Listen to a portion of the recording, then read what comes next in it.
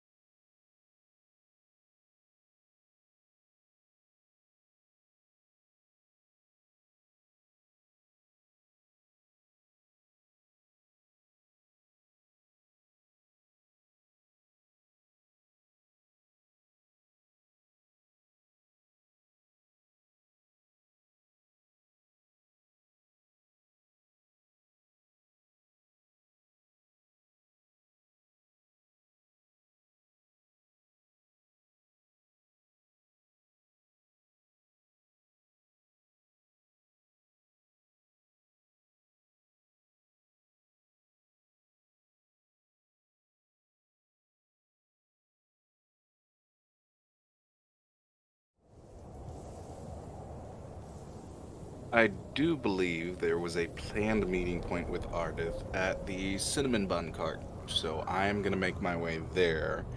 I will have our guard uniforms um, on me so that we can quickly change into them and look appropriate.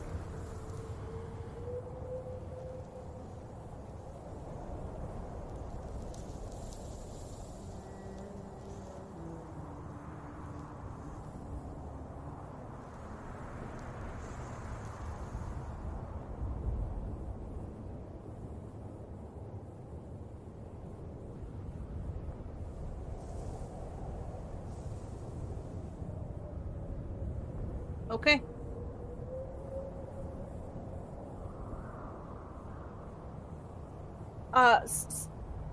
Sorry, I am having trouble hearing you guys because my speakers are far away from me. Yeah, I'm meeting an old. Ooh, sorry. I'm meeting a lady. Hold on, hang on.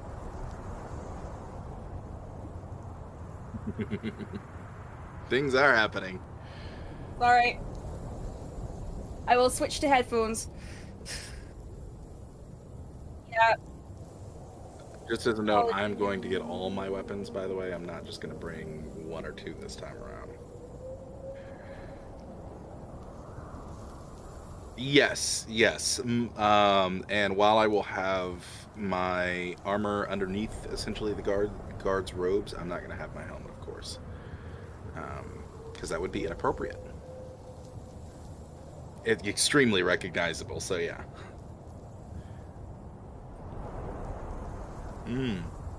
Some might think.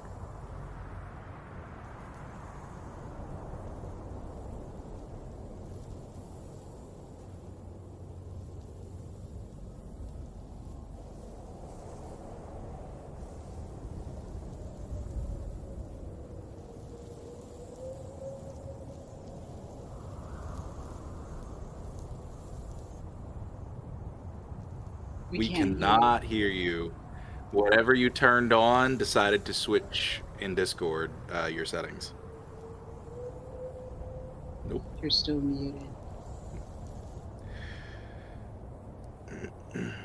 Oh boy. While Ardith is finding their voice, I will order 2 cinnamon buns.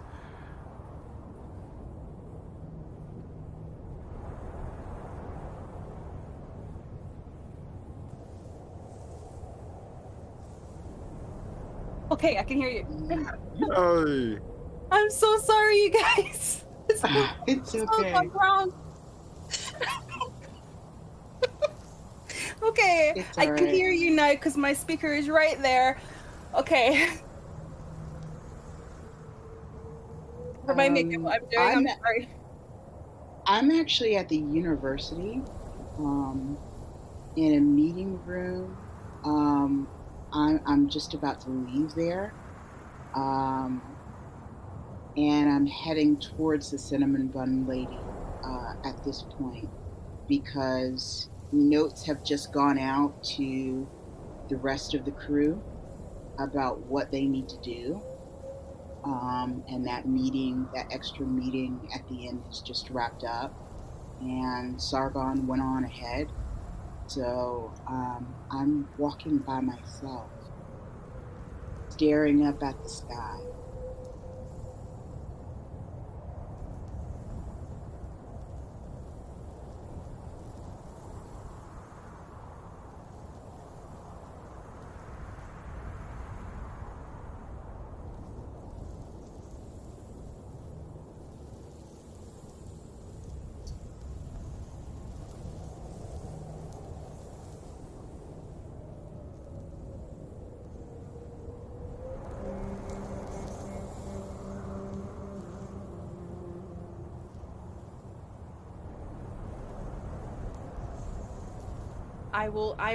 I do want to, yes. I am always aware where Ardith is anyway.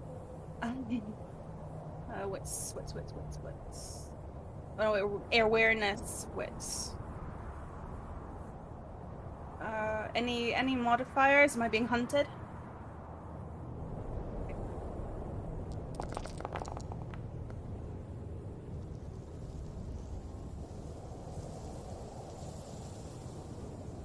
I mean, I guess it makes sense that it could do the ritual.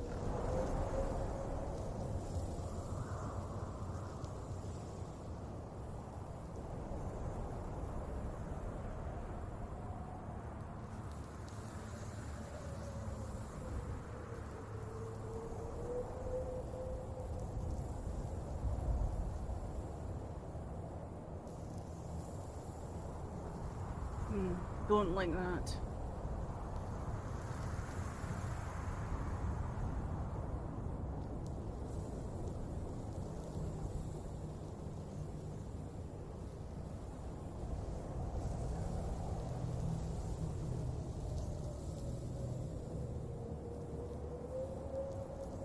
Can I do an insight check?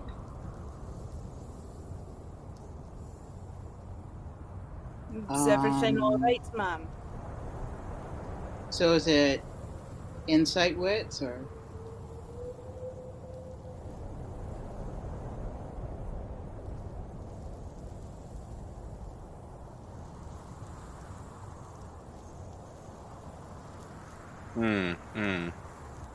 I will just have slid the payment onto her little cart and put it in plain sight so that she can see I did indeed pay for the cinnamon buns.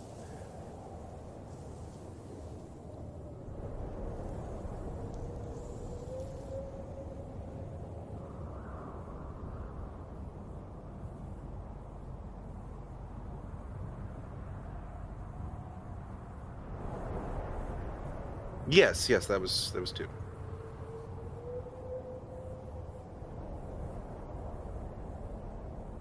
No. You've already packed 2.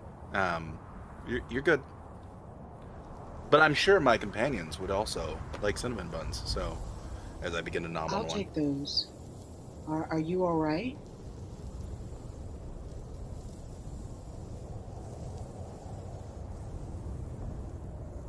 Can I give her the 2 coffee. I would like to look around the immediate vicinity and see if there might be anybody that's kind of watching her, watching us. Okay. I got a 5.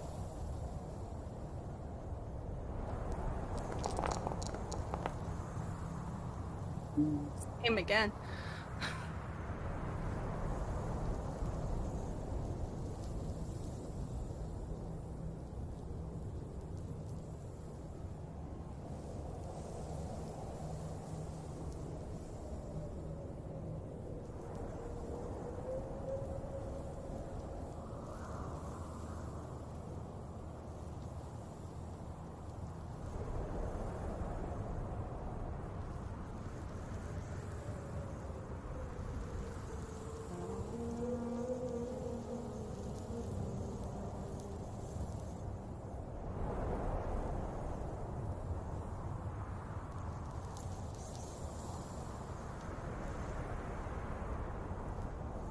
Yeah, I'm gonna lean in at the others and say, it's not just her that seems to be losing themselves a bit. It's everyone. Look. Yeah, it does seem like it's quite a few people. They all seem more than distracted. This is very strange. And very good for us. As I begin to leave and head towards the nearest alleyway. Sure, let's follow my new acquaintance into a dark alleyway. Why not? Cover them and keep a lookout. In the moment that Art, goes ahead.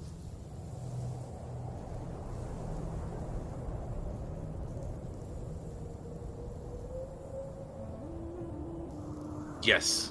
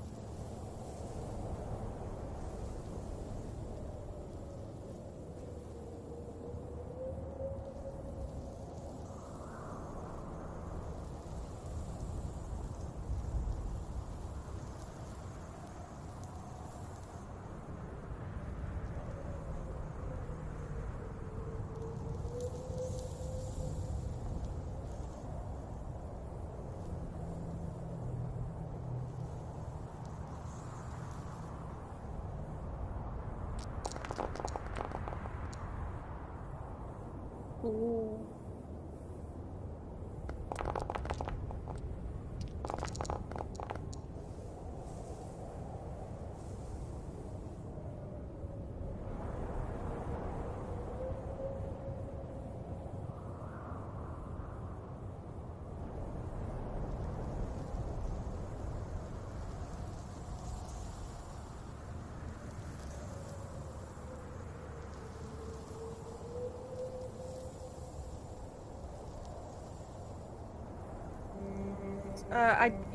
You cut out a little bit when you said their name. Issa, Issa.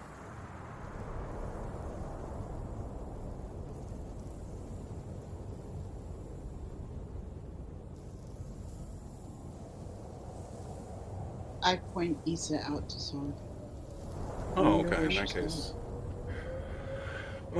She's probably going back to the vault to see what freakiness is going on. My best guess, this whole situation, this feels like tongue-on-tongue ritual. Oh, Phrasing? No, it's very appropriate in this instance. Oh, no, you actually mean... Tongue-on-tongue ritual. Right, Yeah, there's right. You actually more than mean that. likely. Yeah. Right. Okay. Yeah. Sorry, I didn't, yeah.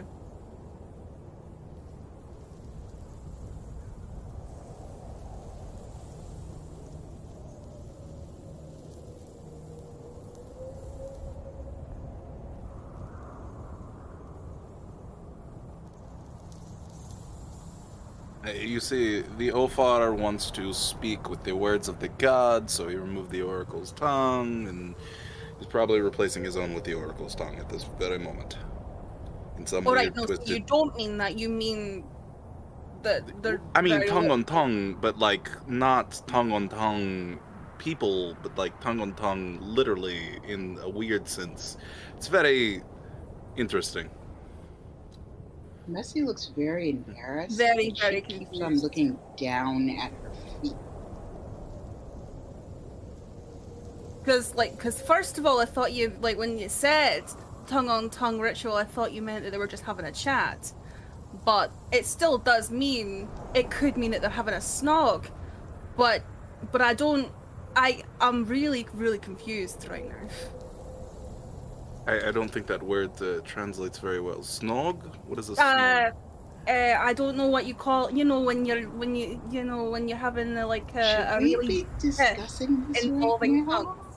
tongues. Yeah, no, Tamarian kissing, yeah. I'm looking around to see if anyone has noticed this conversation.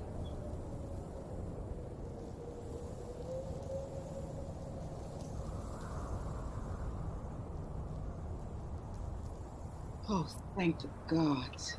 Is Issa walking sort of parallel across the street with us at the moment through another alleyway, or is she just in plain view?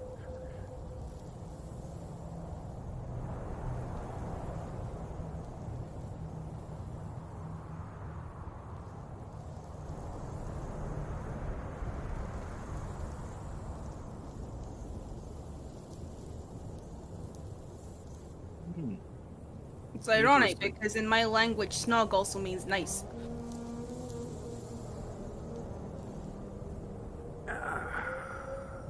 Don't ask. Nice. Okay. Snogs are nice. Aye. Yeah. I mean, but are all snugs nice, or just some snugs? I mean, wouldn't it be circumstantial? All snogs in which I am involved are nice. Okay. Snogging's always nice. Snogging's nice. Snogging's nice.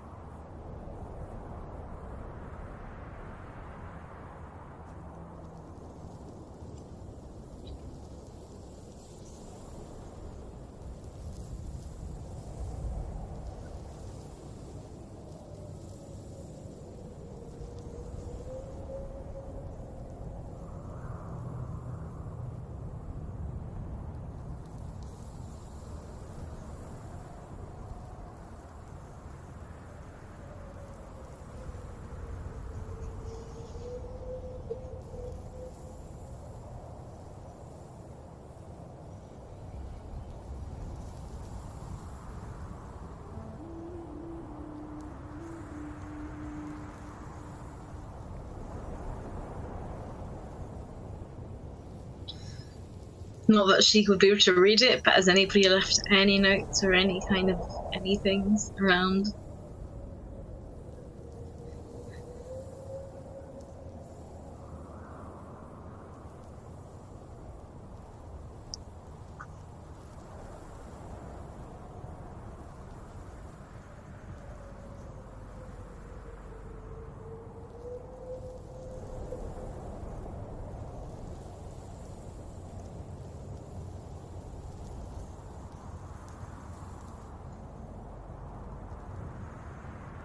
She'll follow it.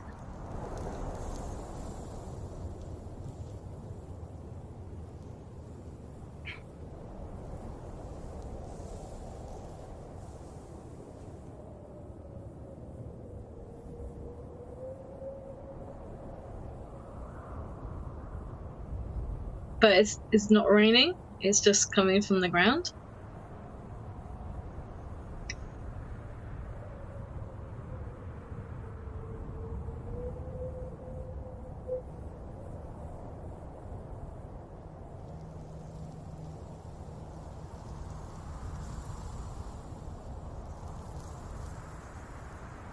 Mm-hmm.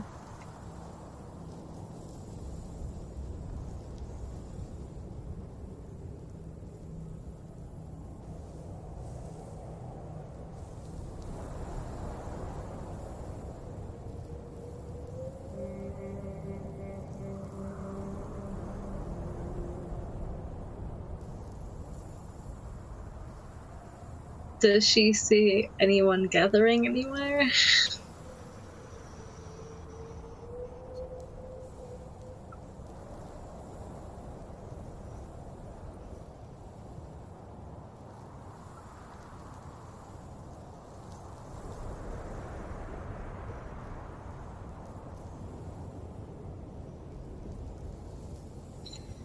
She'll just carry on, just hoping to see a familiar face, but I'm kind of enjoying, not gonna lie, probably kicking her legs in the water every so often.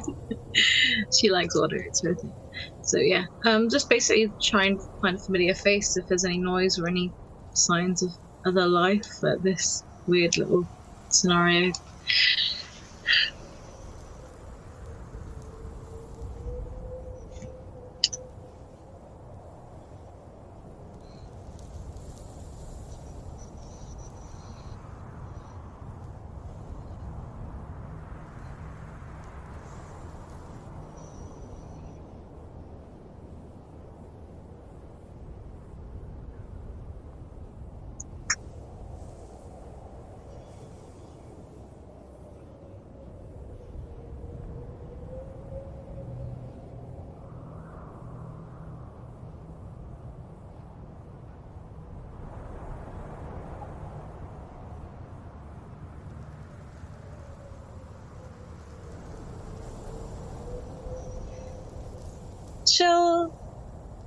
she'll climb up them.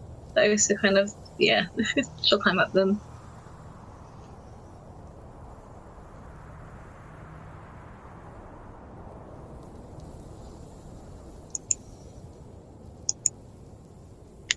Oh dear. Check OBS. Yeah.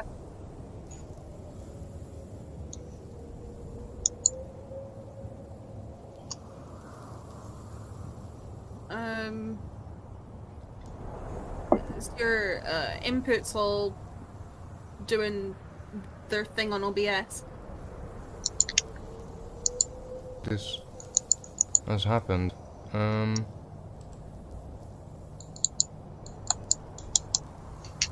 Testing 1, 2, 3. I should have...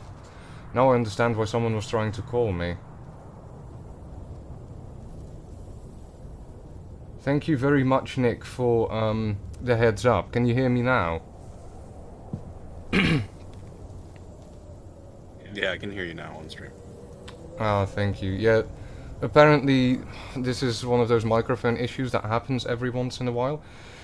People are going to have missed quite a bit at this point. So I will do a bit of a recap real quick of what we've done so far. Our group of, let's call it the 3 adventurers that are setting out to murder the High Priest. They've gathered in the streets and started making their way towards the ziggurat, noticing a bit of strangeness going on in the street, as in people seem to be almost wandering lost, being very confused and like distracted for some reason. They've also noticed someone familiar, Isa, making her way in a similar direction as they are.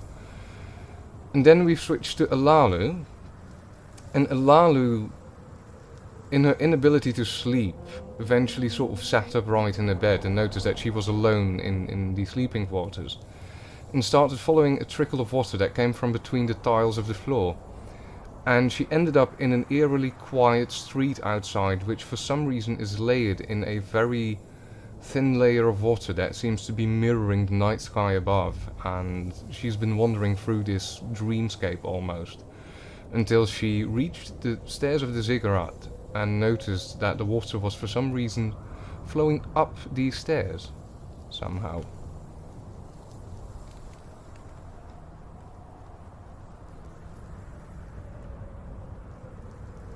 And I do believe we left it there. So, Elalu, what is going through your mind right now? I wonder. How beautiful everything looks when covered in this thin layer of water, even though it seems to be raining. And the flowing of the water up it's weird, but I mean, hey, I'll take water flowing upwards over than swallowing a beer, so sure. She'd probably just look over, thinking at how cool the reflections look before she does climb the stairs, maybe even like bend down to put her hand in the water before she does climb on up. Try not to slip.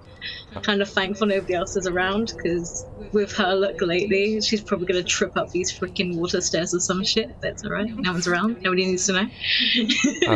So you start making your way carefully up these stairs, as in they are wet, which they're not used to, these stones, because this is a very dry region. And as you make your way up these stairs, you seem to find solid footing for some reason, as in they don't seem to be very slippery, and as you sort of also think on, this is better than swallowing any bees, roll me a wits, or a awareness wits, please. Awareness wits. Boom. I was yeah. 7 successes. 7 successes. As you sort of think about this is better than a bee. You sort of start hearing buzzing somewhere behind you, like in the distance. No. No. Fuck off. No.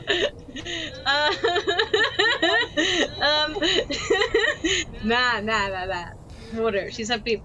she doesn't want to hurt anything, but she'll flick some bees of water or kick some water into a bee's face if she needs to. Nah, she's gonna carry up. She's enjoying the water. It's not buzzing. It's just she climbs up the stairs and bees splash some water around. It's just like there's probably a waterfall somewhere. That's what that is. Sound of a waterfall. There's no buzzing. No. This is lovely and pretty. Do you look behind you? Is my question. She probably looked down to see how cool the reflection of the stairs are in the water. Probably would look like she could go into the water into more stairs, but I don't think she'll be looking for bees. Denial is the river that works really well for Alalu, okay? Not that it exists in this. So you try to sort of avoid this buzzing that is in a distance behind you, and you sort of glance around real quick, trying not to look up into the streets too much. And sort of following the stairs down with your gaze, and you sort of block out the idea of these bees potentially following you somewhere in the distance or being somewhere in the distance. Roll me a insight wits, as there's a slight glow out of your periphery of vision back into the streets. But you're trying to sort of not look at it because you're quite sure that is the source of the sound. 2 successes. 2 successes. Out of 8 dice. 2. The buzzing almost sounds lamenting. If buzzing could have an emotion, it's almost like it's lamenting something.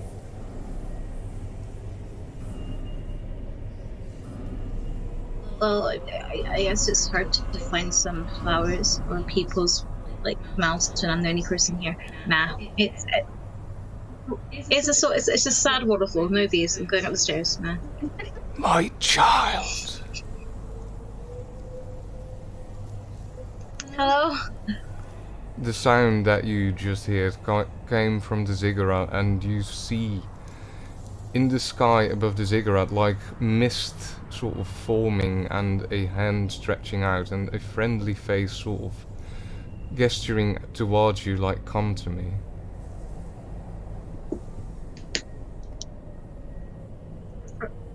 Sure.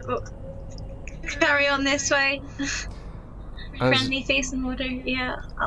As you start She'll making... probably kind of almost reach her hand up as she starts climbing as well. As you reach up your hand and start climbing these stairs further towards the top of the ziggurat, we are quickly going to switch back to the other group on the other side.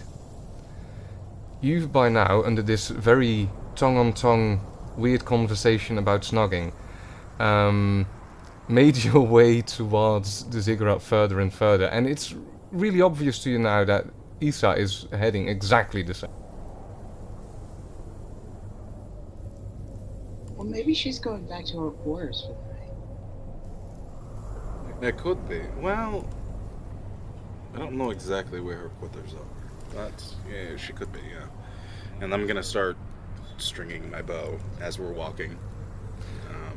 You start stringing up your bow ready. as you're walking, and also make me an insight wits, all the 3 of you, as you sort of following Isa-ish around.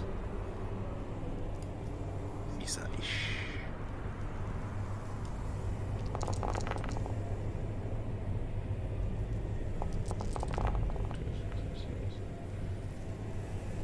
You said inside wits? Yes. Oh shit, sorry. No, this is not gonna be a...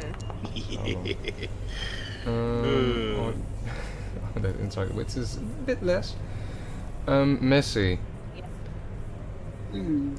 What stands out to you is that Isa seems focused in the direction where she's going, and particularly when passing other people in the street, they seem to be... They are all out of it, other people that you're passing by. But for some reason, Isa seems to be knowing exactly where she's going. She's not slowing down, she's having a steady pace. Something is determined about her movement. Well, guys, unlike the rest of the zombie-looking public here. It looks like Isa is not affected by this at all. She looks pretty determined. She really knows where she's going. She's going straight in. At least she's not in the same state as everyone else seems to be. Well, my instincts tell me to follow or whatever, but I'm following you, the smart people. You sort of follow around the next corner and you start coming into the peripheral of one of these stairs that leads up the ziggurat, and you sort of see Isa taking the first few steps upwards as she has just passed through 2 guards that seem to be standing attention at the foot of the stairs, and they just allowed her to pass without blinking even.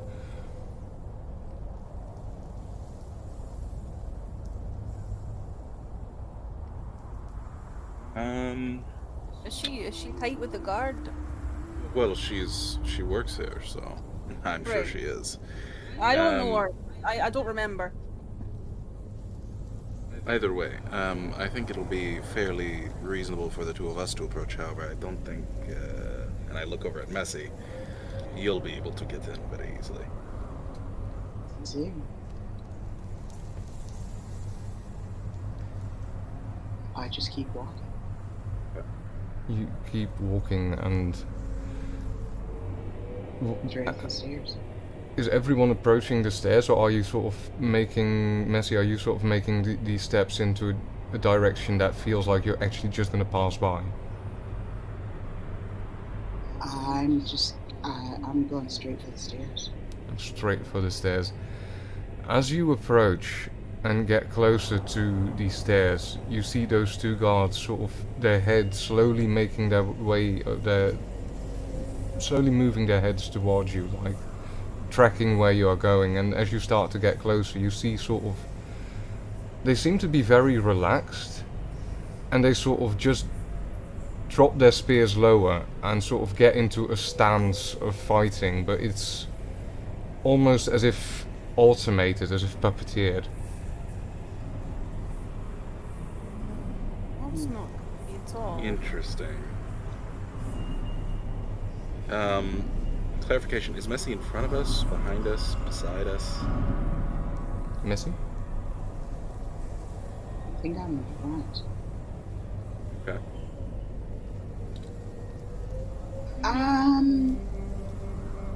They definitely see me, right? Oh yes, they are seeing you.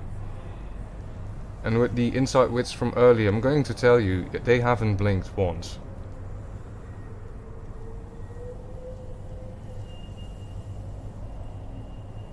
I'm going to slow down a bit and try to go around them and get towards the stairs. So you break off from the 2 others. Sargon and Ardeth, do you keep the approach towards the stairs? I do. However, I'm gonna make it look like I am also cautious of Messi. I'll have my left hand on my blade, and I'll just continue walking along. So you just continue following Messi around then? Or No, I'm not following Messi. I'm like, if Messi is breaking off, I'm yeah. continuing straight, watching Messi with hand on blade. Both of the guards, as you keep approaching, they just keep that particular position, and one of their heads follows Messi, slightly, and as it seems that she really is getting out of that line of going towards the stairs, his head shifts back to you as you 2 are still approaching. They don't change their position, like, at all. Okay, I will do a hail in the normal fashion for that guards do. There's no response. Interesting. What with my smarts? Do I have my smarts being what they are? Will I have concluded from this that their minds aren't their own?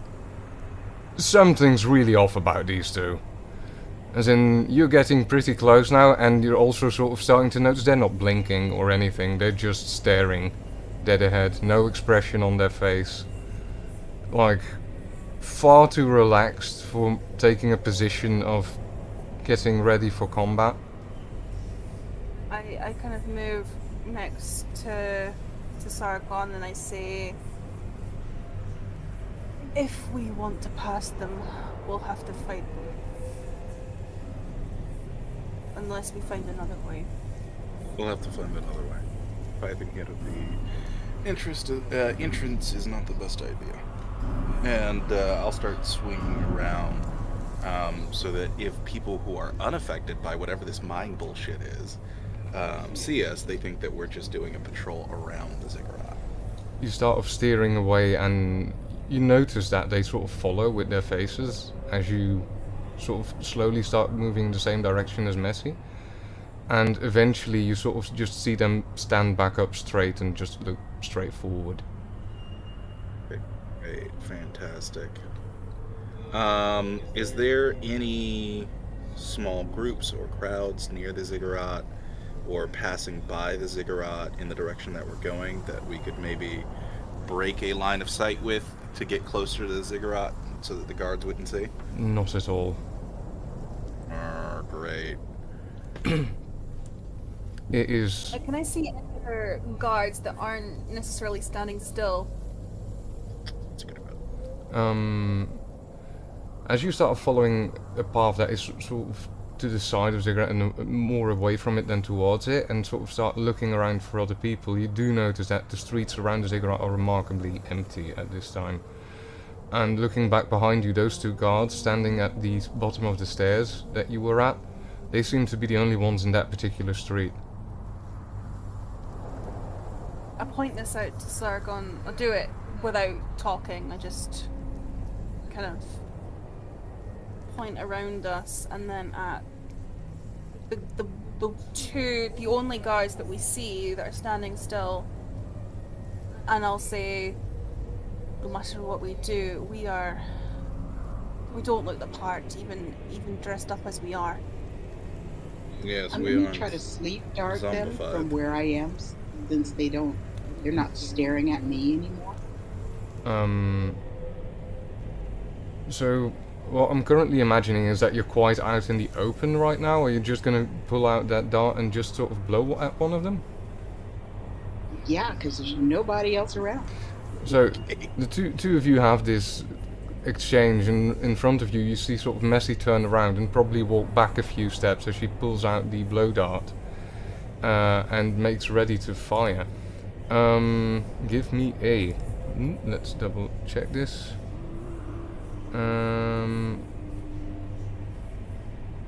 That was a composure firearms, I believe, that we gave for that.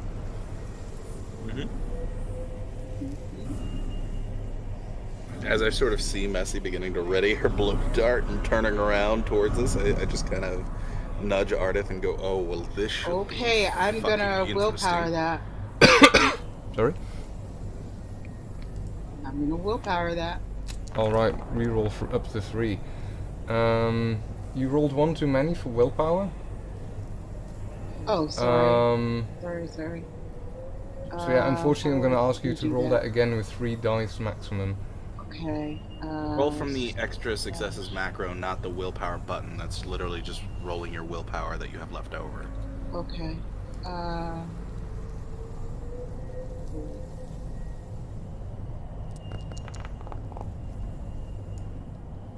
1 success, I believe. Yes, 1 success. You sort of turn around, start making your way. You sort of notice Sargon noticing you and looking at Ardeth and being like, okay, this ought to be different. And you sort of blow that dart and you see it flying off in the direction of this guard, and it seems to hit him, but probably stuck in the armor. And the guard sort of looks at his shoulder, then sort of turns towards you, and you starts charging you. Everybody, we're going into an initiative, as one guard seems to be charging, as the other one seems to be looking at you with slight confusion, not really realizing what's going on. Please declare your intent as you are being charged. Alright. I'm gonna pull out my dagger.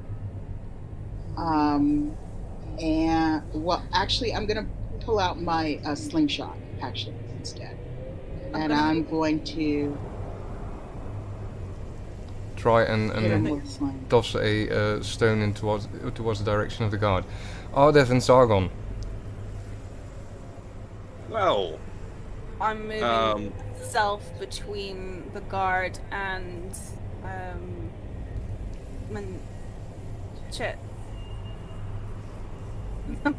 My friends. And Messy. We'll see. Alright, Ardev Yeah, also exactly. takes a step forwards, gets ready for the potential impact of whatever is coming. Sargon? how far are we from the guard at this point? He's gonna take a full-on charge in your direction, which would bring him within reach very shortly, like one turn ahead maximum. Okay. I'll throw my spear into his chest and then try and draw my sword right after. Alright. Since this guard is at distance, I'm gonna say the ranged attacks are gonna go first. So you just respond by tossing a spear. He's just charging in your direction. Messy, you sort of load up a rock and you sling it. So for the slingshot, I'm also gonna have that be a firearms but dexterity with it in this particular case, I'm gonna say. Sargon, for you that would be athletics. Would that be strength or dexterity? Your choice. Okay. So that's athletics.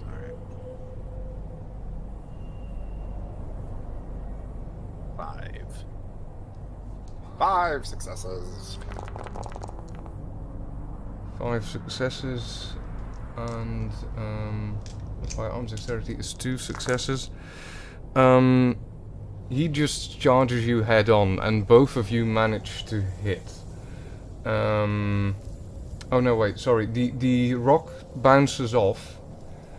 The spear hits head on. You can roll me the damage with 2 additional dice, 1 to confirm, so 1 additional dice from your hitting roll, I believe. Okay, gotcha.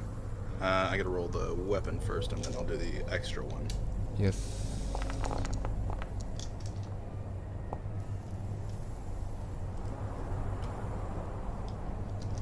Wow. That's Alright. 1 success.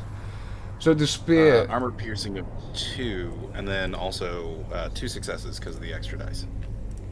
2 successes due to the extra dice. It's far away, but so that's a total of 3 successes. Is that correct? No. It's 2 successes total. I got a 6 on just the spear damage, and then a 10 on the extra success damage. All right. All right. So that is 2 total.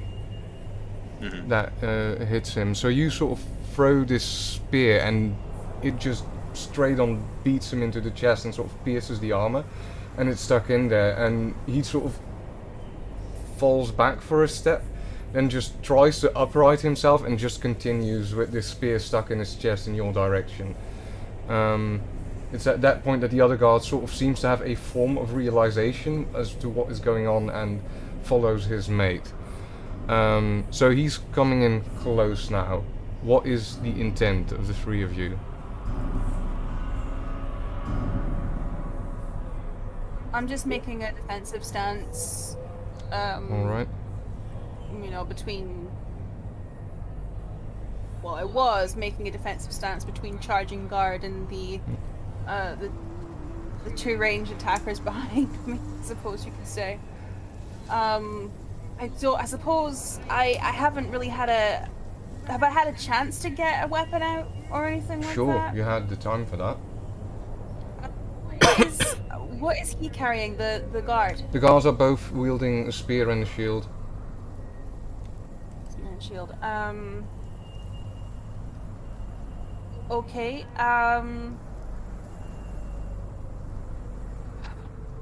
In that case, if he's just charging the guard, who is he charging towards? He was headed towards Messi, but you being in between Messi and him, he's coming straight for you. for me, okay? I'm gonna try and trip him up. Alright, so you plan to do a sidestep, trip him. Yeah. Alright. Sargon, what is your intention? Unlatch my shield and get it ready in my other hand, and then finish him off. Alright. Missy? I'm gonna blow a dart at the second guard. Alright, roll me the composure and firearms for the dart. This is the other guard, he's still far away, we're going to resolve that first.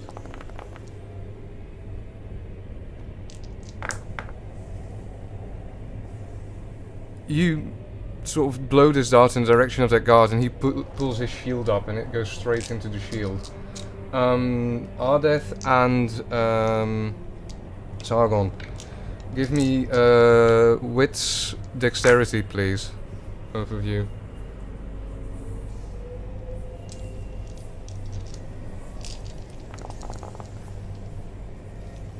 For me. 6 for Ardeth. Wait. Fantastic. Sorry, no, dexterity for some reason. Oh, okay, then let's re-roll that. Yeah. There we go. 3 and Sargon was also 3.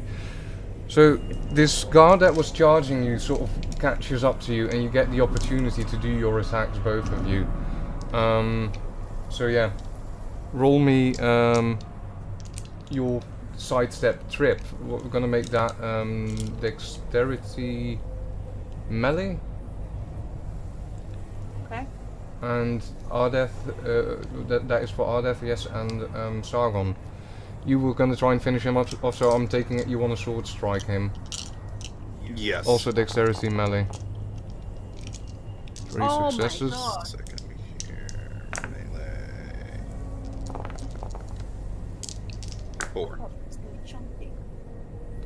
Ardeth, you sidestep and trip him by 1 extra success.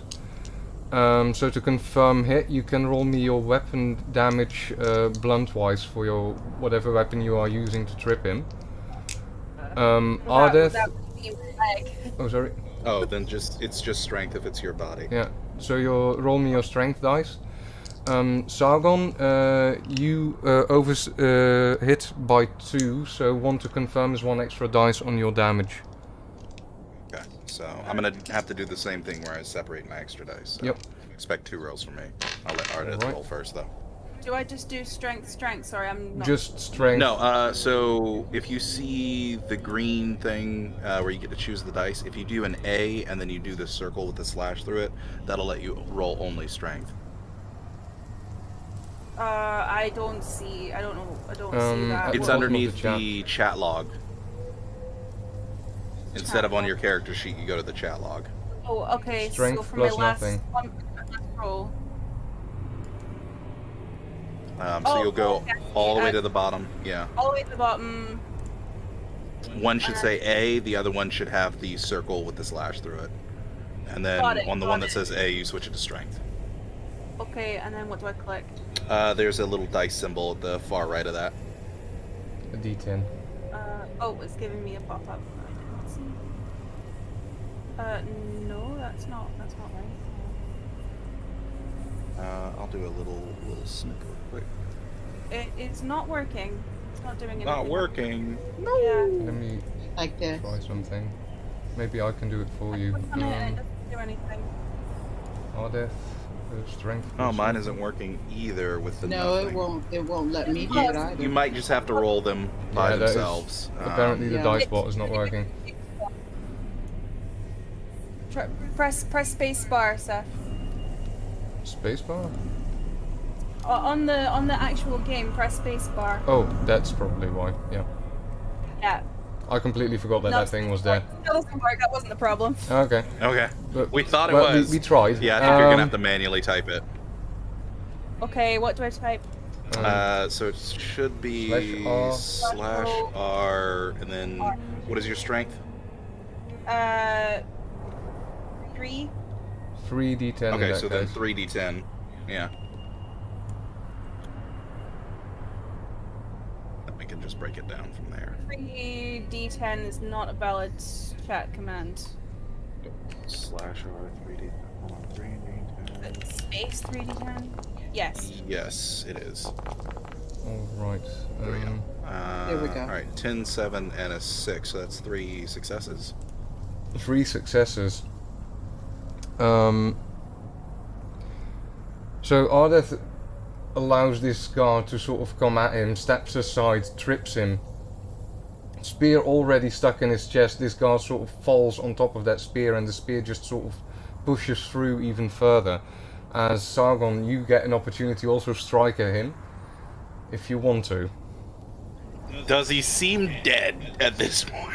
Pretty much.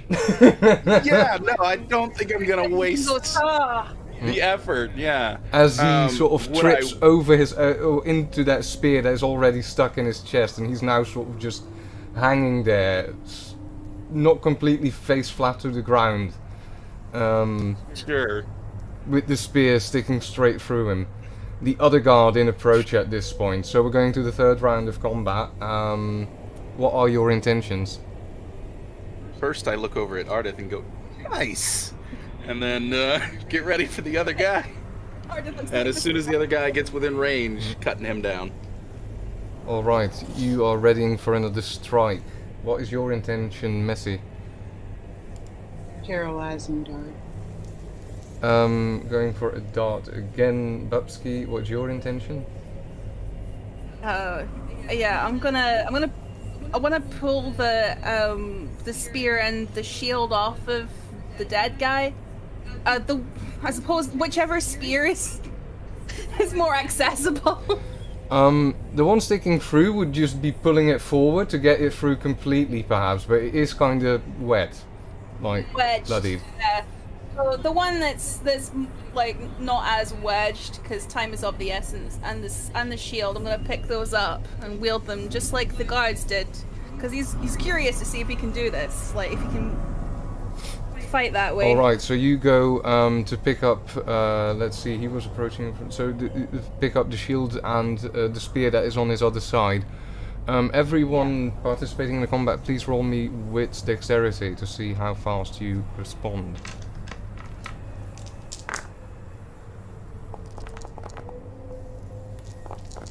These are rolling. Well, Terrible. that's an indicator. Sargon 0, Ardeth 3, Messi 1. As this guard gets within range, Ardeth, you manage to sort of pick up the both the spear and the shield as he sort of comes within range, and you being the front guy, he's going to attempt to attack you. So you can defend, particularly now that you've picked up the shield. Let me double check what that exactly meant. So minus a dice on the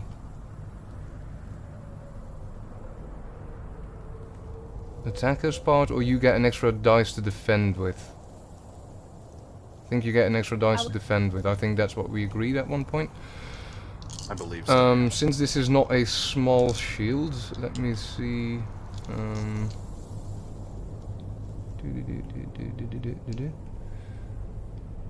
Yeah, you get 2 extra dice on your defense roll. So you get a potential to block with the shield, which would be dexterity with melee. Okay, that's what I'm gonna do. If you use that particular roll, you will get 2 extra dice for your shield that you're currently wielding. So modifier. Do I put +2 or Just 2. Just put 2 in there, yeah. You have to beat an And- incoming attack of 4. What was it? Melee Oh, or boy. melee? What? Sorry. Melee dexterity.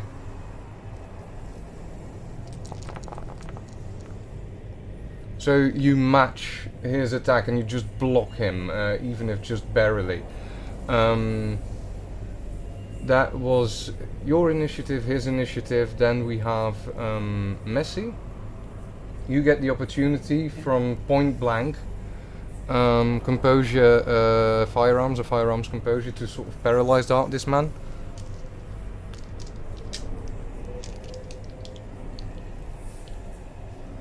So technical question before Messy rolls. Oh, too late. Okay.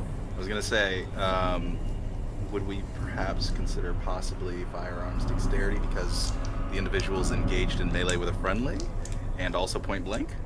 Yeah, sure. Do you want to re-roll Messi with dexterity? Sure. Go ahead. Firearms dexterity. Oof. He tries to defend with 4 successes. So 4s all around. Well, you're about to shit. hit him as he sort of glances off the shield with Ardeth, and Ardeth just raises his shield enough to sort of just block the incoming dart, unfortunately. And you're like, fuck, I might have really hit him now, if the shield wasn't in between. Sargon, you get your opportunity to mix yourself into this combat. I just kind of give her an eyebrow. 1 second here. Dex melee. Here we go. 4. 4 See? successes, all and due around. to the guard not having a lot left over to defend with, that hits by 3 in excess. So 1 to confirm is 2 extra dice on your damage. Yay! Alright, it's going to be split into 2 rolls. So here's the regular blade itself, and then 2 by itself. That looks like an absolute fucking 4. crit. Yes. Oh yeah. So 2 10s, an 8, and then another 8. Please describe to me how this guard comes to his end. Did he use his shield to block the dart? No, he was in attack with Ardeth, and it was Ardeth defending that sort of also blocked the incoming dart, unfortunately. I see. Okay. Sort of to the right side of Ardeth's face, almost next to Ardeth's cheek, a blade just pierces through that space and runs right into the guard's face, right down the bridge of the nose. 2 guards dead at your feet as the second one sort of slumps over and also falls to the ground dead. Yes, what do you do? Street is That went pretty empty now. unexpectedly. Yeah. I Is there a turned nearby to alleyway? Sorry? Is there a nearby alleyway? Oh, there is a nearby alleyway. Quick wits awareness for everyone, by the way.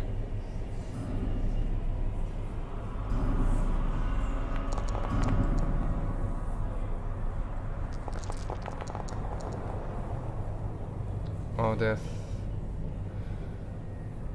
Do you have a wits awareness from Messi?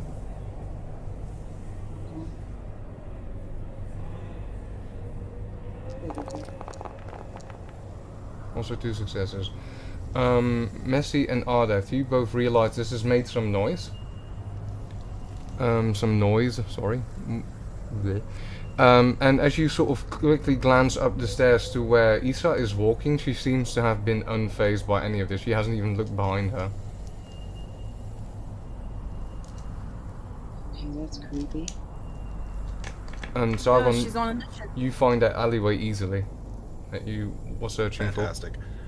So what I'm going to do is I'm going to use the guard who is still impaled. I'm going to use sort of his uniform to like clump it up in my hand and then grab the as far up on the handle as I can get. And then as I slide with my left hand him further down the spear, sort of just dragging the uniform along to sort of collect the blood and clear up at least the handle of the spear as I extract that out of him. And then I will promptly begin to, hopefully with help, drag the bodies to the nearby alleyway. Yeah, seeing what he's doing, I will offer a hand. Not even offer a hand, I'll just help. You sort of start the cleanup. Messi, as they are cleaning up, what are you going to do? I'm helping. Helping as well? Good. So the 3 of you, you managed to sort of clear up this little mess quite efficiently, particularly when the 3 of you are all working together. and the alley is open and the stairs are open for you to ascend if you want to. Yeah, absolutely. As soon as those bodies are tucked away in an alleyway, going right up those stairs. Alright then, and up I the retrieve my stairs. darts. They go. I would like to turn to Messi, looking a little bit irked. Mm. And I'll say, next time, maybe say a few words, just to warn us in advance whether or not you're actually going to engage us in combat. Just a warning, at least. At best, Sorry. maybe a little bit of a back and forth so that we can agree on it first. I thought they were kind of zombified enough, so I was hoping that they. Yeah, we saw that too. Use your words. Talk to us first. Okay. All right. On the note of that conversation, we're going to switch back to Ilalu. Ilalu has also been ascending stairs that are covered in this glistening, upflowing water that makes its way to the top of the stairs. And you make your way to the top of the ziggurat and sort of walk in through this big open door into the central sort of ritual room at the very top. And as you make your way inside, everything around you seems dark as you step inside. The only light coming through this skylight sort of opening in the sky, or in the ceiling, and it seems to be it seems to that the light that is falling in falls onto like a central altar, to which all this water seems to flow, and seems to go onto the altar, and on top of it is like this large bubble of water forming in front of you. Yeah. Alari's gonna look at the skylight, look to the altar, see the bubble of water, and she's going to roll an over splashing water as she does, and try this bubble of water. And listen, Alali wouldn't survive an 80s horror movie, okay? We know this. She's gonna stand on the fucking sacrificial fucking altar looking shit. Yes! She's gonna go into the bubble. As you approach the bubble, roll me a wits insight, please. Insight wit.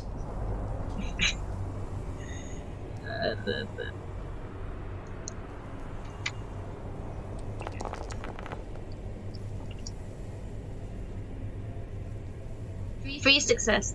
3 successes. Yeah, you want to believe that this is. And suddenly, oh, for fuck's sake, I'm such a brain fart of a person. You really want to believe She that. just has to come in the bubble to see the hand. Yes, you sort of approach this bubble, and you really want this to be a very particular someone. You want this to be a sign of Manat. But something inside of you somewhere is telling you it is off. Something is not completely right here. But you feel that it is calling you. Is it Manat? She'll kind of get...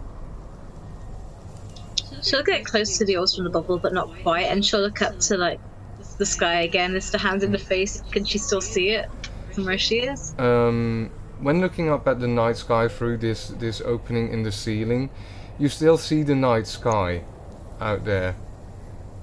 But as you are sort of looking at this bubble and wanting it to be Manat that is calling for you, and it feels like Manat calling to you, still that feeling of something being off sort of lingers in the back of your mind, and somewhere deep in your stomach.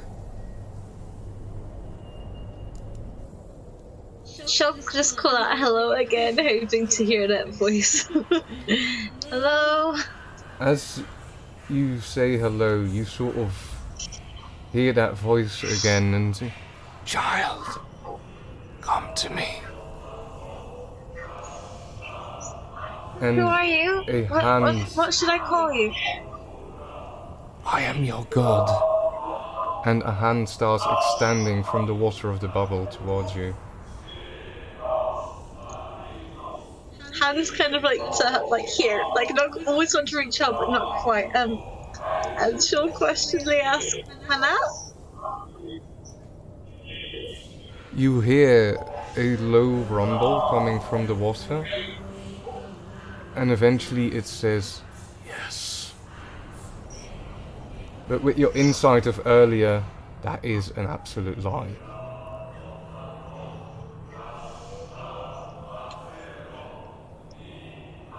She'll walk backwards a little bit. Can you show yourself? She'll kind of just speak for a second. I have friends who are priests of Manat. Have you shown yourself to them? The bubble stays quiet for a bit. And as you sort of start looking around you and wondering what the fuck is going on, the water under your feet seems to have gone. It's no longer there. And looking around the room, you start seeing that there is 4 more altars. And the bubble above yours is gone. And at those altars are standing, including Ameru and Isa, 2 more people, 1 at each altar.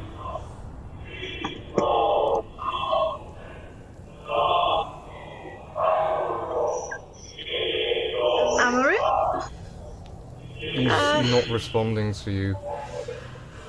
It's at that moment that you see that in the middle of the altar is standing 1 man holding up a piece of flesh as he is chanting something. And as you start noticing around the rest of the room, as you're backing up, there's more people in this room sort of standing around hooded.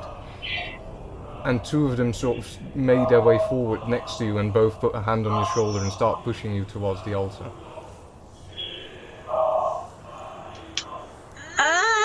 And that is where we're going to switch back to the other group. The rest of you, you have the opportunity to climb these stairs if you want to. I mean, I'm waiting on the others to see what they do, but I'm kind of hoping that they're climbing the stairs. Yeah, Oh yeah, climbing the no, I'm stairs. definitely going up the stairs, tucking my spear away as best as possible and getting my bow at the ready with an arrow. As you start walking up, slowly to your ears, you also start hearing there is more activity up the ziggurat somewhere. As this particular chanting is filling the air slightly. And it's not right.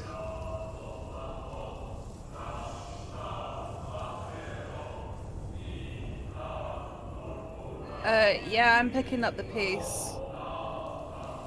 But I'm sorry. I start moving a lot faster. Ardev and Messi sort of pick up pace and start sort of running faster up the stairs. Sargon. Yeah, sure, why not? Let's go at this at a full run. And Sargon starts following at a very fast pace as well. And as the 3 of you storm up these stairs, we're going to a quick break, everyone. So, everyone who's watching, thank you for joining. We'll be back in about 15-ish minutes. So let's see where this shit is going. See you in a bit. Oh God.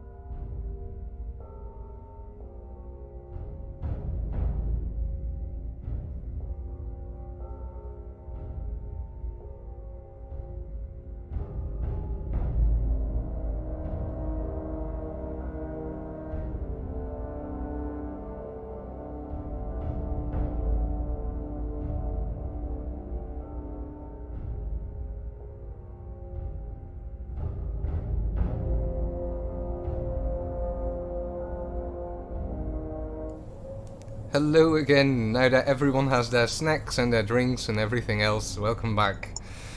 So, Ilalu is finding herself in a particular situation in the ritual room atop the ziggurat, being grabbed by both shoulders and being shoved towards an altar, as the three others of the group are sort of sprinting their way up the stairs towards the chanting that seems to be coming from that particular room.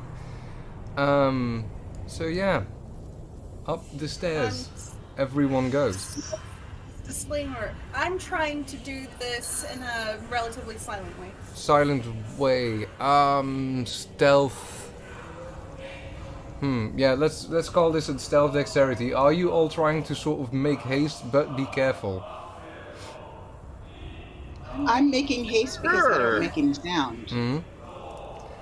Alright, Might as When well. I run or when I walk, I don't make sound. everyone roll me stealth dexterity nonetheless. See how you all do. No, you're not gagged, by the way, Ilalu. 2 successes.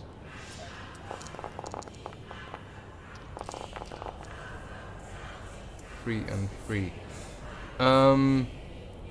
You figure that you're relatively silent as you make your way up the stairs, particularly with the chanting going on. You get at the top of the ziggurat, start hurrying probably your way into the actual ritual room where the chanting is coming from. If I'm not mistaking that, just to confirm. If I realize that the chanting is coming from the next room, I'm not going to immediately burst into the room. I'm going to stop just outside the room. So you stop outside of the rooms, probably, since you were going in quite quietly, step to the side of the doorway, back against the wall, sort of Yeah, exactly. keeping yourselves out of sight. Please. Sorry? Did Issa go into this room? Isa has by now made her way into this room. Is the door locked? Door is open. I'm going to do the Three Stooges peek Oh, around right. the corner. So heads start popping three above one another through the doorway, popping and looking inside.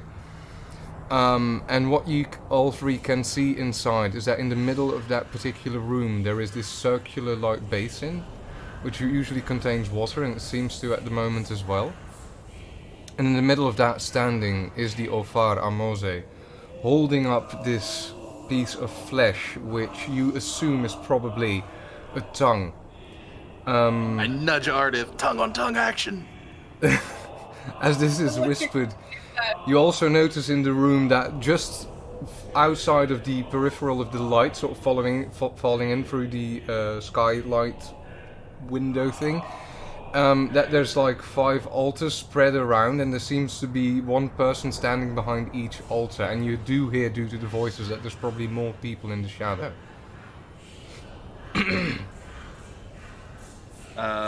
Anyone clearly armed? First sight inside, roll me a awareness wits for that.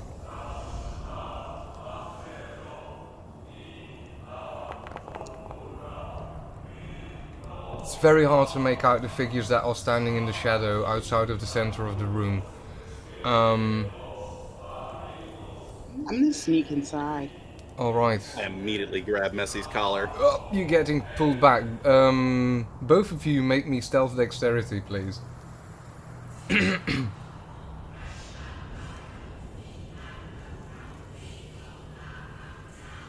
Do I get a 1 for my boots? Well, no sound, walking with no sound. Yeah, take the extra one. 5 successes for Sargon. Good.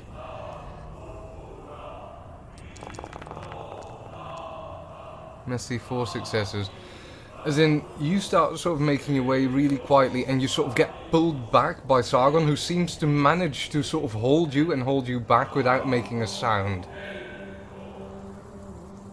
And it's the moment Sargon like pulls you back to where you're like side by side with him at that point, his head like just slowly in a creepy fashion turns from the room to you. And in a low voice, Ardith says, "What did I say about using your words?" And I start scooting us back, away from the door. As you are being scooted back, all three of you, and I'm not going to ask this roll from Lalu. She's in the middle of this room, so she hears clearly. But the rest of you, wits awareness again.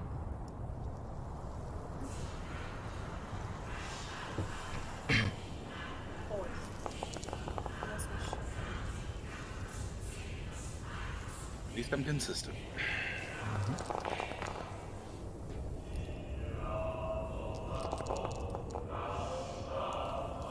Ardeth and Messi. Ardeth, Messi, and Alalu, you as well. The words they are chanting, and that the central figure, so the Ofar, is sort of speaking out. You notice that the things that he's saying, that words get involved in the likes of breaking the bond, a worshipper of each of the five. Their blood will weaken the locks.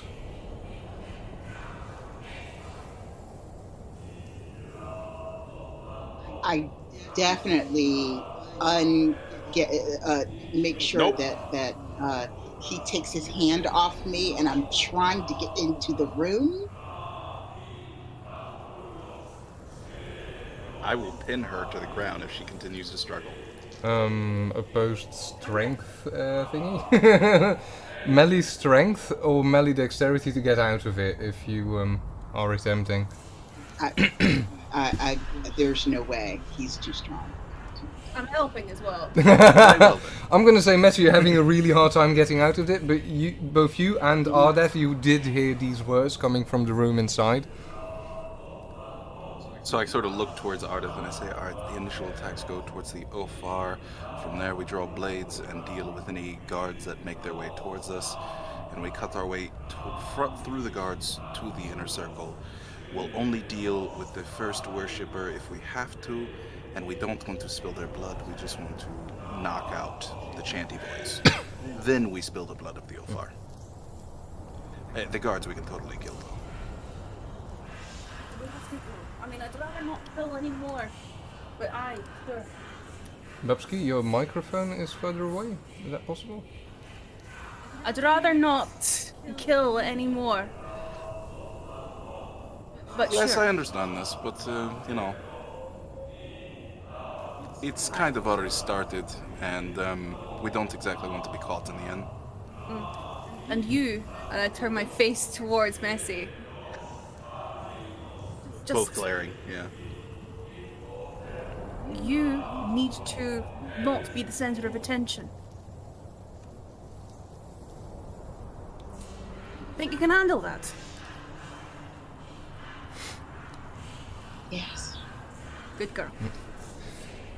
Meanwhile, inside this particular room, Ilalu, you sort of start getting more used to the darkness, and you do realize that one of the men that is holding you, or one of these persons that's holding you by the shoulder and pushing you towards the altar, is also brandishing what looks to be a very ceremonial dagger.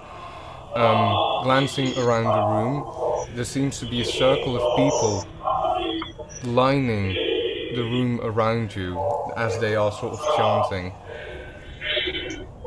Now, oh, sorry, yeah, no, you're still on her. My bad. Yeah, she was basically panicking. Probably would have screamed at hearing him talking about bloodletting earlier on. But she'd just be saying, "Please, I didn't sign up for this kind of festival. If you let me go, I'll forget all about." Basically, just mouthing, freaking out, trying not to look at the Ofar holding a fleshy tongue and probably already in tears, and definitely trying to struggle and wiggle her way out, or try to persuade him to just let her go. Make as me well. a athletics or brawl, your choice. Dexterity or strength. Dexterity, please. I have no brawl. I have 5 dexterity. Athletics, dexterity. Thank you. Also, would you say you're stressed out in the situation? Oh, absolutely. Okay, I- take 1 hunger level, things. as in you are stressed out. Okay. There's already an X on there anyway. There's always one in there, right? Oh, in this particular situation, not per se, because we're not working with actual hunger, it's stress. Unless so we I just did we leave. accumulate one already? That is possible. Yeah. In that case, Yeah. it's already we there. have 1 X in there. It's already there. All right. Because I only. It's okay. So it's just that one is actually a real one. Okay. Also, at your shouting, I am going to make a roll for someone here. Oh yeah, absolutely shouting, screaming. Not. As I said, she was trying to be persuasive, and that she's really freaking out. And with her willpower as it is, yeah, no, she's not hiding her distress. You all also hear her shouting, and I'm going to be not particularly mean, but I am going to willpower reroll for our friend. Whoop, whoop, if I can find it.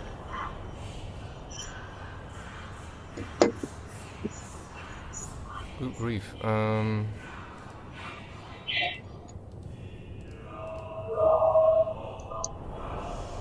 don't see the button for willpower reroll for some reason.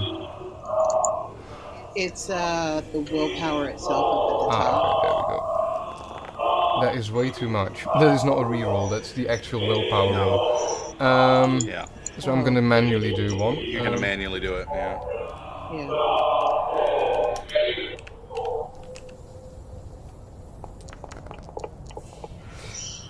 Yeah, as you sort of are shouting as well and trying to get out of this grip of these two holding your shoulder, you do notice that Amaru also seems to snap out of something and suddenly seems to also realize what the fuck is going on. As he sort of joins in and tries to also struggle his way out. As two other people approach him and sort of try to get him back towards the altar.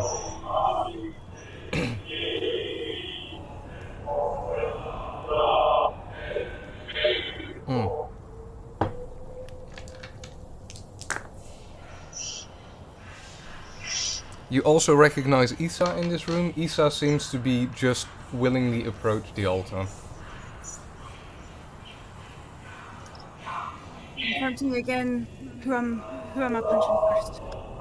Well, actually, Ardith, you're going to stay mainly in front of the two of us as we engage with them ranged. You're going to be there for any who charge immediately at us. And then once you hear me draw our blade, if no one has approached you at that point, we charge in and continue to... At that moment, Take care. by the way, you hear shouting from inside in the Ophar's voice. Stop her! As Ilalu, you easily worm your way out of these two that are holding you. And you start bolting it, I'm going to assume. Oh yeah, definitely. I'd say as much as she wants to just run the fuck out of there, she wants to help the other people quick to the oceans. Alright, so So she'll try to. what do you do particularly? Whoever's on the altars nearest, I'm gonna try and get them to snap out of it and run. Alright, you do notice that Amaru is sort of snapped out of it, but you also recognize Issa, so you bolt for Issa and try to sort of shake her awake. I'm gonna say due to your easy escape that you sort of managed to do this easily, and you sort of frontally hop over the altar, knocking over what seems to be a bowl of water that was standing in front of you. You roll over this altar, sort of sprint your way towards Issa and onto her altar and sort of try to shake her awake as well. And she sort of like, wait, what? Ilalu, what's going on? They want to like kill us. Let's get everyone else out. Wait, oh, what? And she sort of starts looking around and realizing where she is, and yeah, she's sort of wants to start running as well, as you see two hands coming from the shadow behind her, also trying to grab her. Everyone outside, you heard this shout, and If you would happen to going look inside, you did manage to see a glimpse of Elalu sort of sprinting her way across the near central room from one altar to another. And the fun begins. Ardeth, you're up. And Yeah, I'm going in shield up. Alright. Taking a And- defensive stance. Ardeth, essentially what I'm trying to do, Seth, is shoot over Ardeth's shoulders Hmm. at anyone that I get advantage point on, and hopefully Bessie can do the same. alright. So as Elalu tries to, or snaps Isa out of her situation, the rest of the rooms falls silent. As Elalu and Isa, you are being approached now by some of these robed individuals as the Ophar in the center of the room shouts something about connecting with the source and the power of the gods and starts consuming the tongue that he was holding. I throw a Ardeth, dart at him. you charge into the darkness of this room, and as you are getting inside and the darkness sort of comes around you, you start off noticing these different figures in the side of, next to the walls of the room, all robed and sort of some of them making a shocked face at you as you sort of storm inside. The rest of them trying to sort of grab the prisoners that, well, the sacrifices that are sort of becoming aware of where they are. As the Ophar starts eating down this tongue. Where do you head first as you head inside?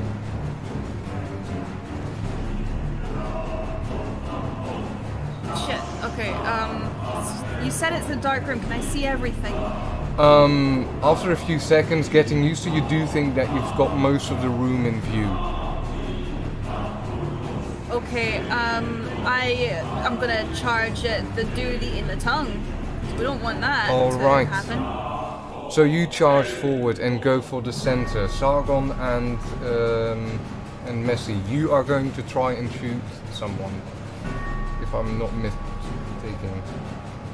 If I can get the chance, I'm going to try and shoot the Ophar. in the Alright. throat. Roll me the composure firearms to fire your arrow, and Messi, I'm going to say you try to make your way slightly further inside to get a better shot. Also roll me the the roll for your shot, please. 10 successes. 10 successes. Fantastic. 1 success. 2. Ooh, that's 5. Sargon, you make this shot by 5 successes. Messi, you miss. Sorry to say. So yeah, do me the damage on the Ophar. Okay, mine is going to be a two-parter, like usual. Mhm. So, this is the longbow by itself, and then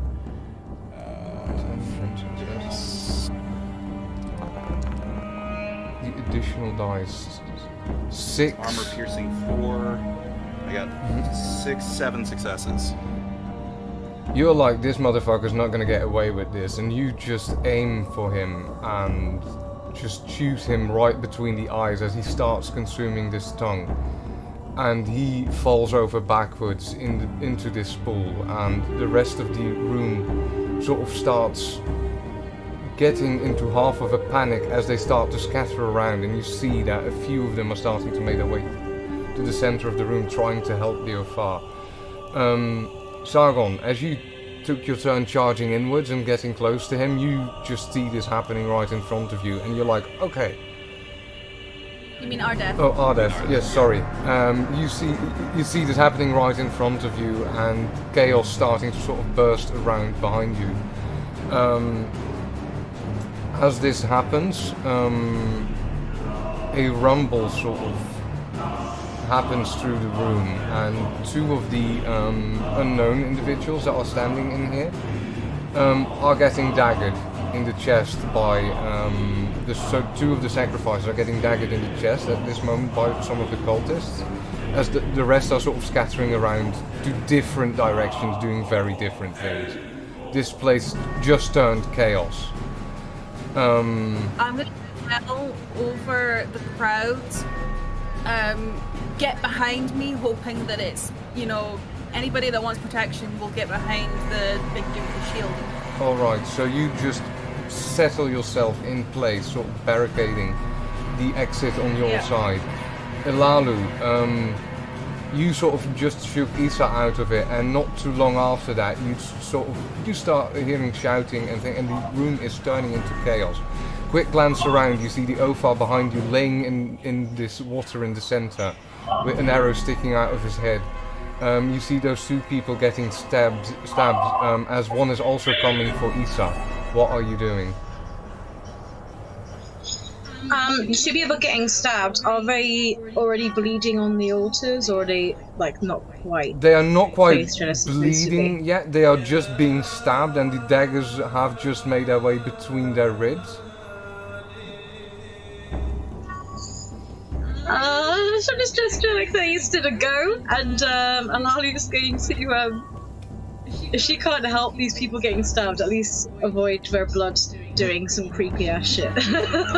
Alright, so... And maybe get a knife in the process. Is there anybody heading for the door? At this moment, no. You notice when you plant yourself in place, that two of the people that were in that room that were heading that way, they sort of notice you, they turn around on their heels. Elalu, you just having helped Isa snap out of it, she's able to defend herself and she sort of fends off the one that is coming for her with the dagger. She does get the dagger stuck in her hand, but she sort of manages to struggle it off with that person. You figure that she's fine in this situation. You go for the other two?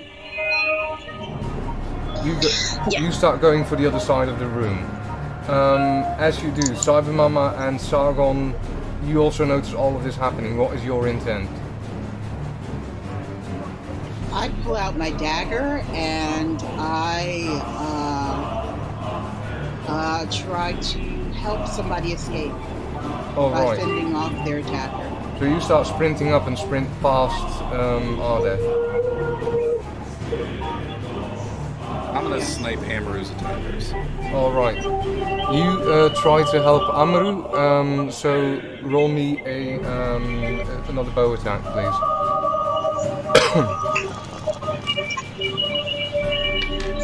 Two successes. Willpower. You can willpower that. So 3 successes. You make that by 2 because he rolled really poorly. So 1 to confirm and your damage, please. 1 second, it's going to split again. So 2 damage. 2 damage to that one. I'm gonna take that also away from his. So for Amaru, yes. Thanks to your arrow and Amaru manages to fight off this person as this person just gets shot in the shoulder by you, and he starts trying to get away from him. So that is first round of this particular thing. As all of this is happening, Messi, you make your way further inside. Can I get everyone's intent on what to do this round? Ilala, you will reach one of the other people that has just been stabbed. Messi, you managed to make your way further inside. You see Isa sort of also struggling off her attacker, being wounded badly in the hand. I'm gonna stab her attacker. You're going for the attacker of Isa. Ardeth, what is your intention? Nobody is taking up my offer of protection, right? I'm not. Sargon is still behind you. He's using you as cover at the moment. Who is he aiming for again? He just aimed for the person that was trying to stab Amaru. Is Amaru on the same side as Ilalu? Other side of the room. Other side of the room.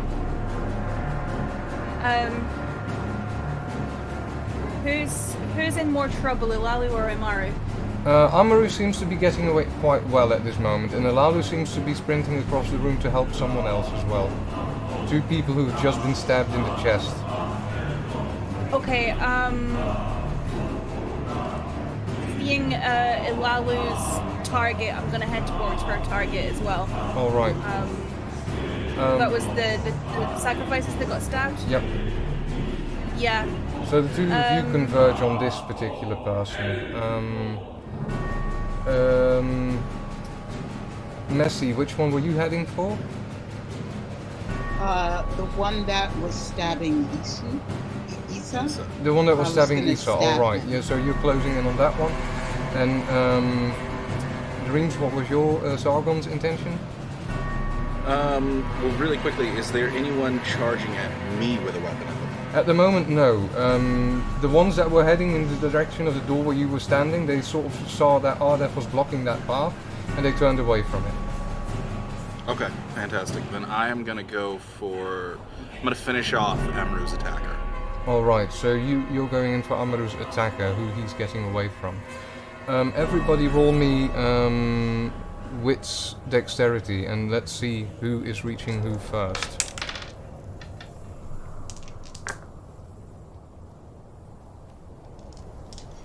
Is it?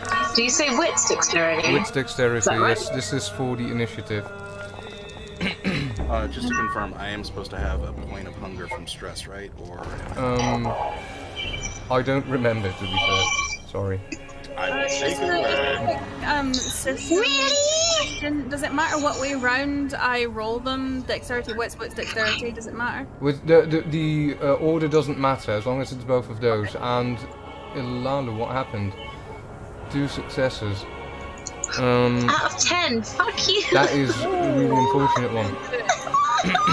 I'm just very aware of the fact that Ilalu is running towards 2 freaks with daggers, and Yeah. I don't like that, so...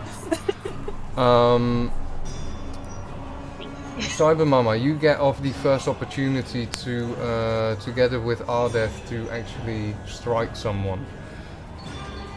Okay. How are you going to attack this person that was... Stabbing them with the dagger. Alright. Roll me melee dexterity, please.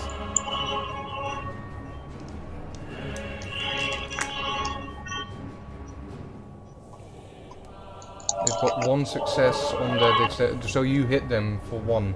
Which means weapon damage plus... oh wow, melee dex 5. That's 4 successes. So the dagger damage plus the... I believe it's 3 left over from the... so that's 1 damage already, and then 3 more for the amount of successes.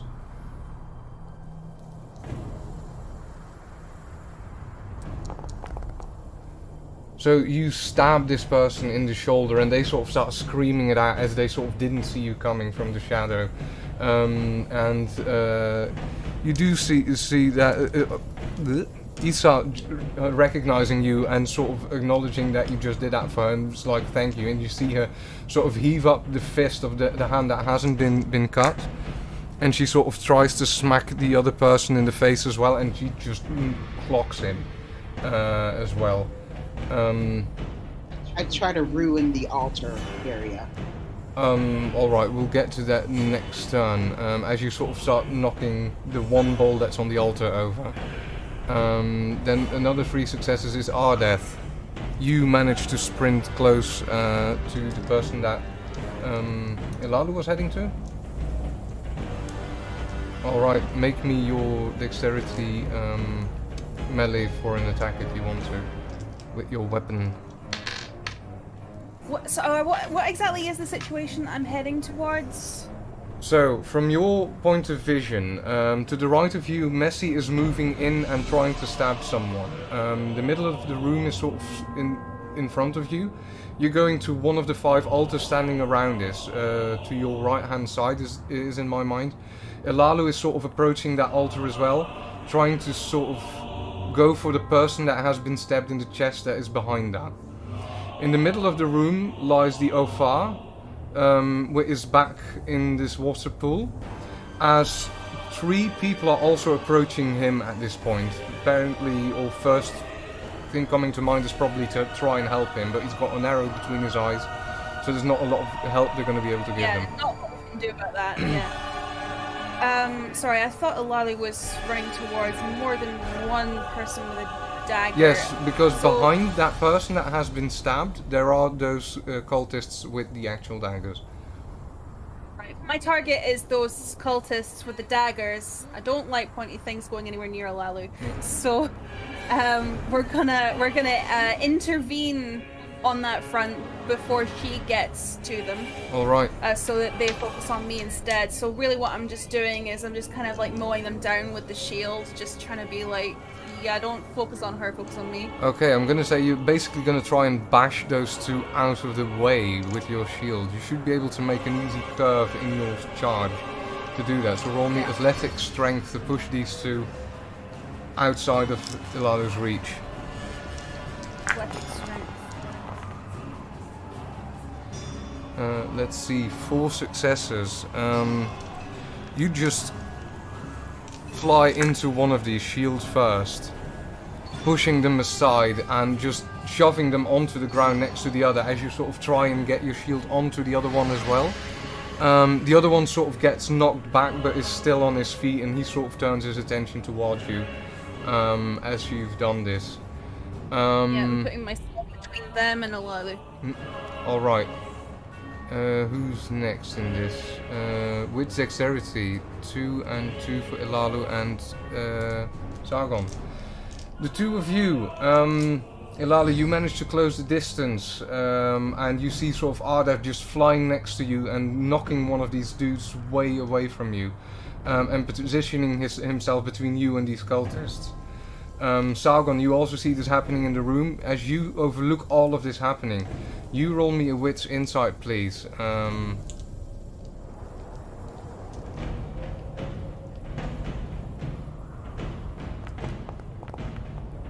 1 success. This place is a mess. What you do notice, and all of you sort of hear the 3 that sort of approach the Ophar sort of howling almost, as the 3 of them all 3 raise daggers and start sort of plummeting them into the stomach of the Ophar for some reason. Sargon, what do you do? And Ilalu.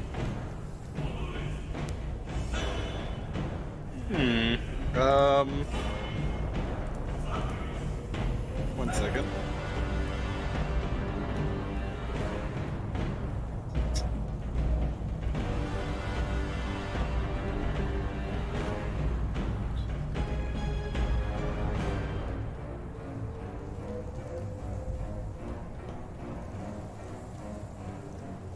Yeah, I think I'm gonna switch targets over to the 3 idiots stabbing the Ophar, and I'm gonna try and hail of arrows 2 of them. Alright, so split me your dice pool, I believe that is. Yeah.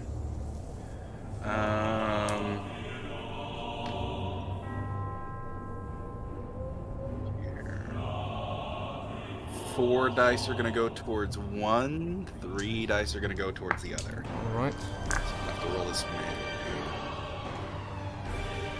So for the first one, that is going to be... Oh, there's a 1 in there, and there's a 10 in there. There's also a 9 in there, so... 10 and a 9, so that is... Did we do natural 1s on attack rolls? I don't remember. That was the damage. I don't think we do. No. Yeah, that is the damage that we took those away from. So yeah, that would make for a total of 1 success, I believe. Yeah, there you go. And then for the other one, it's gonna be... Go ahead.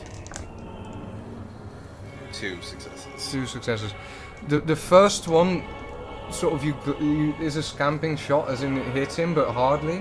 The second one you do hit for, let's see, 3d10 plus 2 successes. You do hit those 1 to confirm, so you have your weapon damage on that one. piercing 4, 1 damage. 1 damage. You shoot the other one. He seemed to definitely get thrown off the stabbing as he gets shot, and sort of glares in your way, sort of shiftily, like, shit, what just happened? Where did that come from? Ilalu, what are you doing? Thank you to Arda first, but no, she's going to try. Are they bleeding out on the floor? She basically doesn't want them to bleed any ground on this in the Zuko. I'm gonna say you can bleed you out, figure like let's shove this try and get them person. out. Yeah, let's shove them away from the altar. Is your idea? Get them out. So roll me an athletics strength Pretty much. to just push this person away from this altar. Would I be able to help her in the situation, or is that not? You've what I- already done your move for this particular turn. Ilalu, this person is dazed and surprised by everything as they're coming to the realization that they're stabbed. You just shove them and push them out of the way. They're not putting up any resistance to you. And you sort of throw them to the We're gonna ground. get your help outside, away from here. And you sort of see them looking down at their chest and seeing this dagger stick out and sort of panicking in the situation. Don't pull out, don't pull out. We'll get your help outside, we'll get you help outside. As all of this is happening and the rest of the room is this haze of people going everywhere and running different directions, a person at the other altar that has been stabbed has now been thrown sort of over the ball that is standing on top of it. The howl that has been made by these 3 cultists in the middle of the room, that howl seems to sort of echo repeat from somewhere in the very center of this room, almost from the corpse of the Ophar, as this turns into a loud and sharp shriek. I would like everyone to make a willpower roll. You're gonna need 3 successes. If you do not have 3 successes, everyone who does not have 3 successes, take me a level of stress. As this unnatural howl is filling this room. I'm not even gonna roll. I only have 2 willpower, so I can't even. If you're very lucky, Success. if you're very lucky, you might make that with 2 10s. Okay.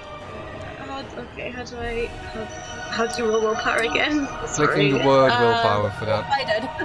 I'm gonna. Did I do it? Oof.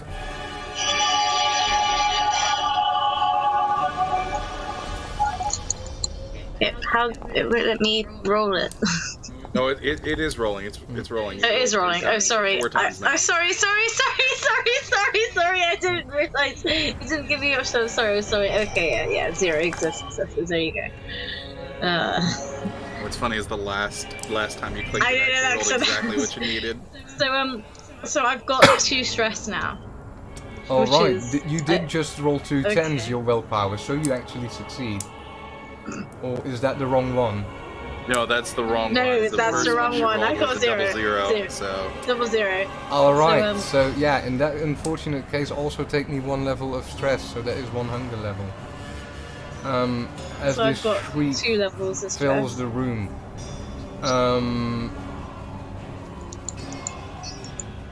This chaos going on. Sorry. What is everyone's intent in this shit show that's going on? sure, absolutely. Well.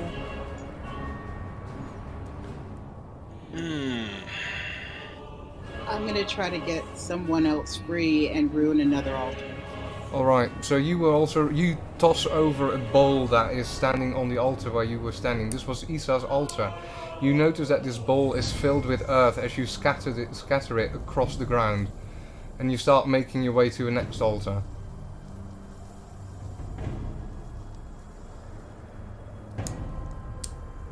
I am going to draw my sword running up towards the center bowl where the Ophar is dead. Mm-hmm. And do my best. I don't think I'm going to be successful in it, but also sling my bow, over my shoulders since it's still strong, Mm-hmm. and try and cut down 2 of the stabby boys. Alright. Splitting dice pool again. Ardeth, what is your intention? How about are the so sorry, my brain just went to mush. So Lalu has just moved somebody, like just shoved. She shoved someone out of the just- way of the altar, basically, to the ground. I take it the attackers are still alive because all I did was mow them to the ground. The one that you knocked over is prone, as in he's like in front of you. You've knocked him to the side, tripped him across his friend. The other one is standing in front of you and sort of is facing you off at the moment. Yeah, the one that's standing, I'm gonna attack him Alright. with spear. Everyone intent has been declared, I believe. No, Lalu's not yet. I think we just ran it. Yeah, so we'll get to that when she's back. I would like everyone to make another initiative roll for me of dexterity and wits. To see who goes first. Sargon last, unfortunately. Ardeth. Every 4. time. 1, messy. Ardeth, you get the first opportunity, so roll me your attack. Okay, what am I rolling for that? That would be melee dexterity.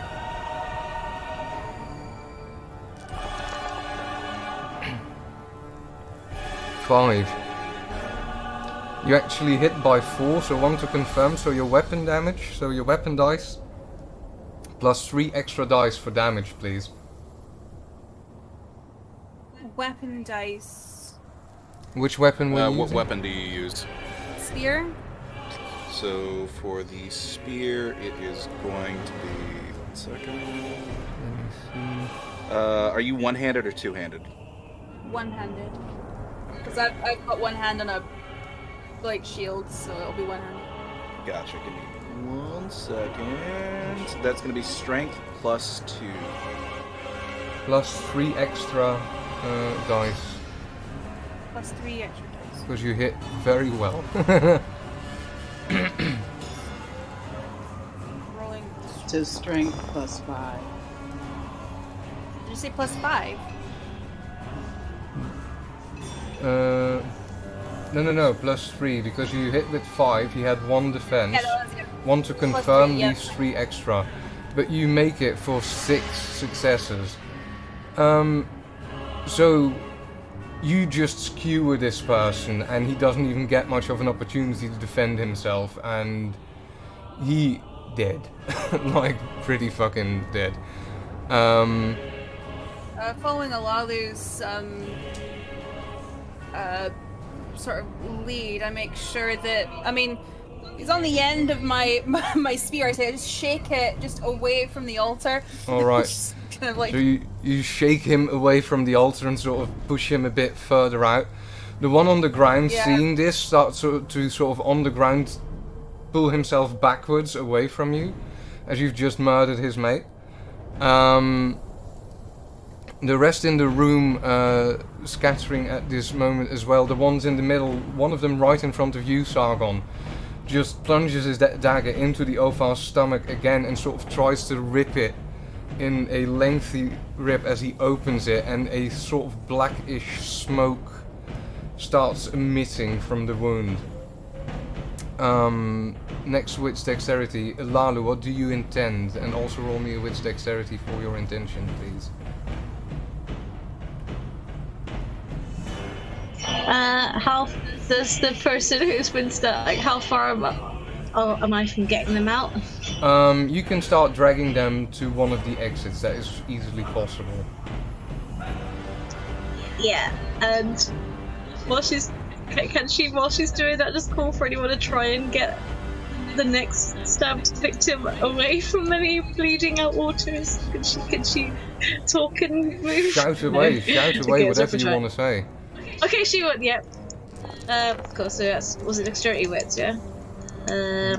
And oh god, Oh, wow. I don't know what that means. Oh shit. That was a witch but You did wits Oh, wit. sorry. But it doesn't. To be fair, it's the same dice. yeah. It's literally the So same dice. you just shout, as in you're. It's an initiative roll, so there's no real failure on this. But you sort of shout at everyone, get him away from that ball. Messi, as you start dragging the other person over the floor towards one of the exits, which two of those cultists now just ran out of as well. Messi, this all is happening. You sort of approach one of the altars. Do you switch directions for the altar where the person is laying on top of that ball, or? Yeah, I knock it over. Alright, so you sort of try to throw that person off the ball. Roll me a strength athletics to sort of pull them off and off the altar if you want to knock that ball over as well.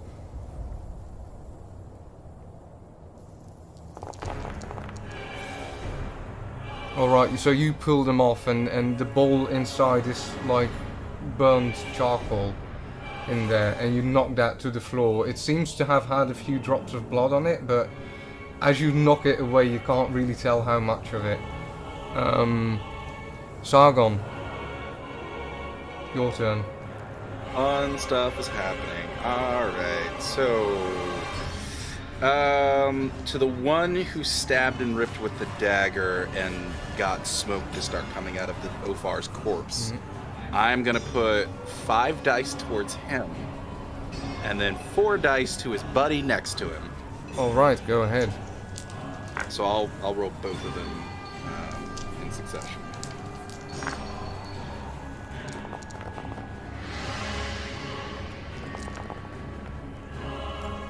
So it's gonna be 1, 2, 3, and then for the one that goes down to 2 successes on the first one, and then 2 successes on the second one. Alright. You do manage to hit the first one for 1 additional success, or 1 to confirm the hit. So there's weapon damage on him.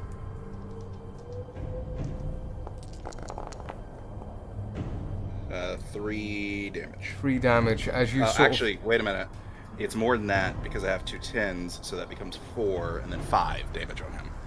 You sort of 5 damage. You just cleave this guy's throat open in a moment that he just looks up at you. You go for the other one and you sort of glance off the second one that sort of starts backing away in this situation as well from you and this particular corpse. So we're back at the top of the round. And Sargon, you being closest to this, you see a small set of fingers, black gooey fingers, sort of come out of the stomach of the Ophar and grabbing to the edge of it.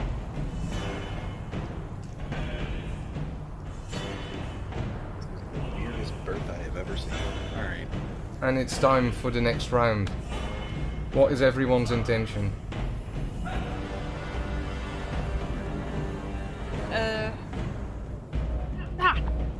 Sorry, ants again. I've still got stabby boys, haven't I? I've still got culty boys in my sights. What are they doing? The one that was still on the being- floor next to you or close to you, he's trying to scramble away from you across the floor. The 3 that were in the middle, one of them is dead now, I believe. 2 others were alive, one also sort of backing away from the corpse of the Ophar.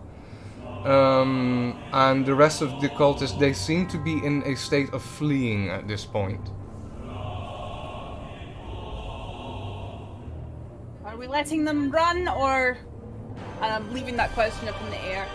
Help me kill the demon baby! Okay, what?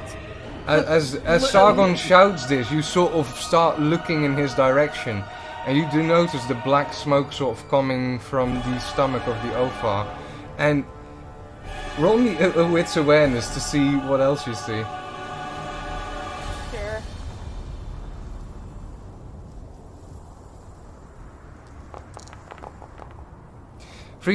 Five. Whoa. No, 3 successes. Sorry, I was looking at the sweet. wrong thing. Yeah, you do see this sort of hand coming from the ripped open wound that is sort of grabbing the side of the wound, trying to sort of pull itself out, it seems. Whose hand? Sorry, what? The Ophar is on his back in the pool, Sargon standing over him, shouting, "Help me kill the demon baby."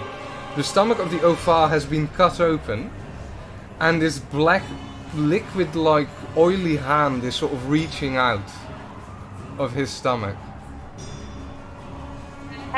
Yeah, he's our death is coming over, and there's like a stream of foreign curses coming out of his mouth, being like, "What?" And essentially, it's roughly translated, "What the fucking fuck is fucking going on with that?" And he's gonna run up and start, kind of doing this with You're gonna spear the stomach baby thing. Yeah. That is your intention. Sargon, what's your intention? Can I use Great Blow? The combat maneuver Great Blow? Against the hand? You can absolutely try that. Sure, so that is your intention. Elalu, you hear this conversation, you see Arda sort of sprinting towards the center. What is your intention, Elalu? Have I gotten the person out yet, or pretty close to it? Oh, you got them pretty close to the exit at this point, yeah. Okay, you should just kind of be like off on your way. Was there one other person who's stabbed and needs to not bleed? Or have they already bled everywhere? Just got someone off an altar and onto the ground. You can see them squirming in pain.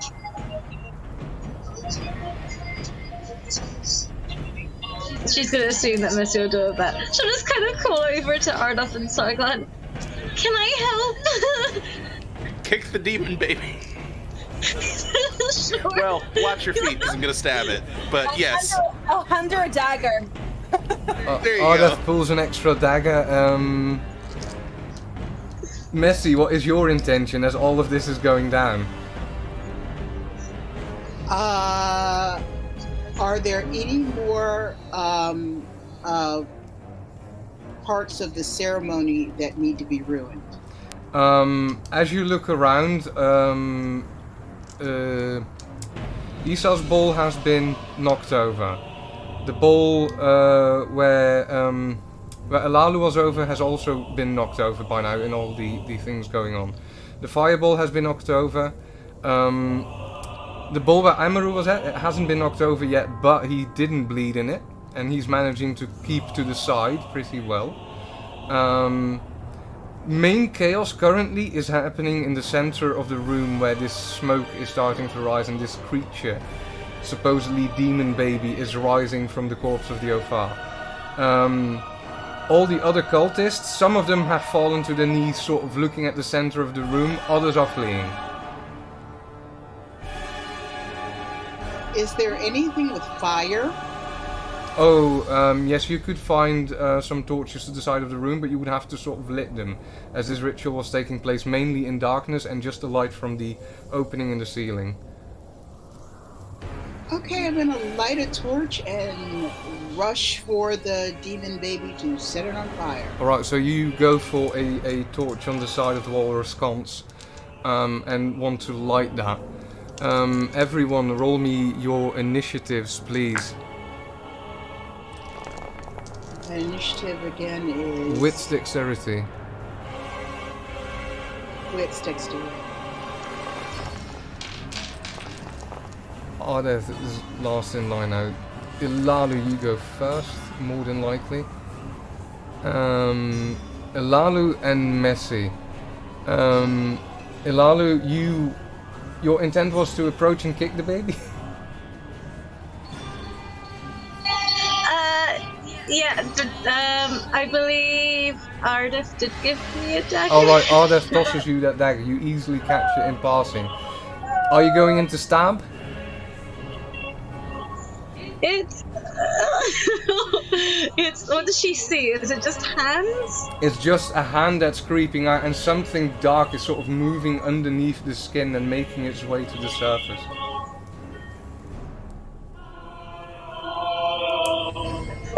Does she? I mean, she's kind of has that kind of reaction and just goes, shouldn't cleansing it be better than stabbing it? I don't know. Elalu's having a panic attack.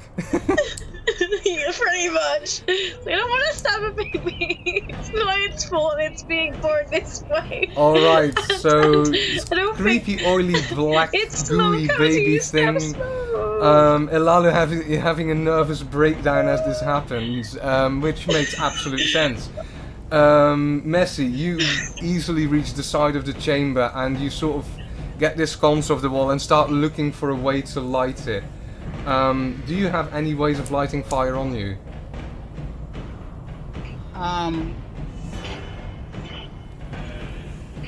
have a lot of things in my satchel, my pouch, but I've got rocks, but I'm not sure if I have flint. If you're not sure that you have flint and tinder on you, I'm going to say you don't have any on you at this time. Because you didn't prepare to bring that particular thing.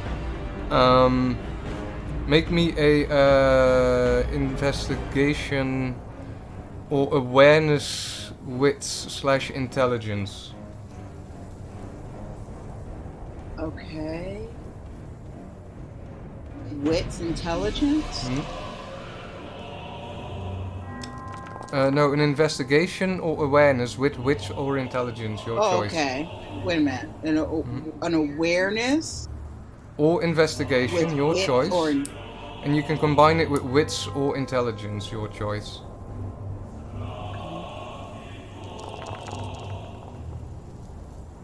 Five Right. successes. You're in the central room of a large ritual room. One of the antechambers has to hold something to make fire, more than likely. And you sort of dive towards a nearby door that doesn't go to the exit, but that seems to lead into one of the antechambers. And I'm going to say that you quickly find a table, and there is indeed material to light a fire there, and you start trying to get that fire going. Okay. Meanwhile, in the central room, we're on 0 successes and Sargon on 3.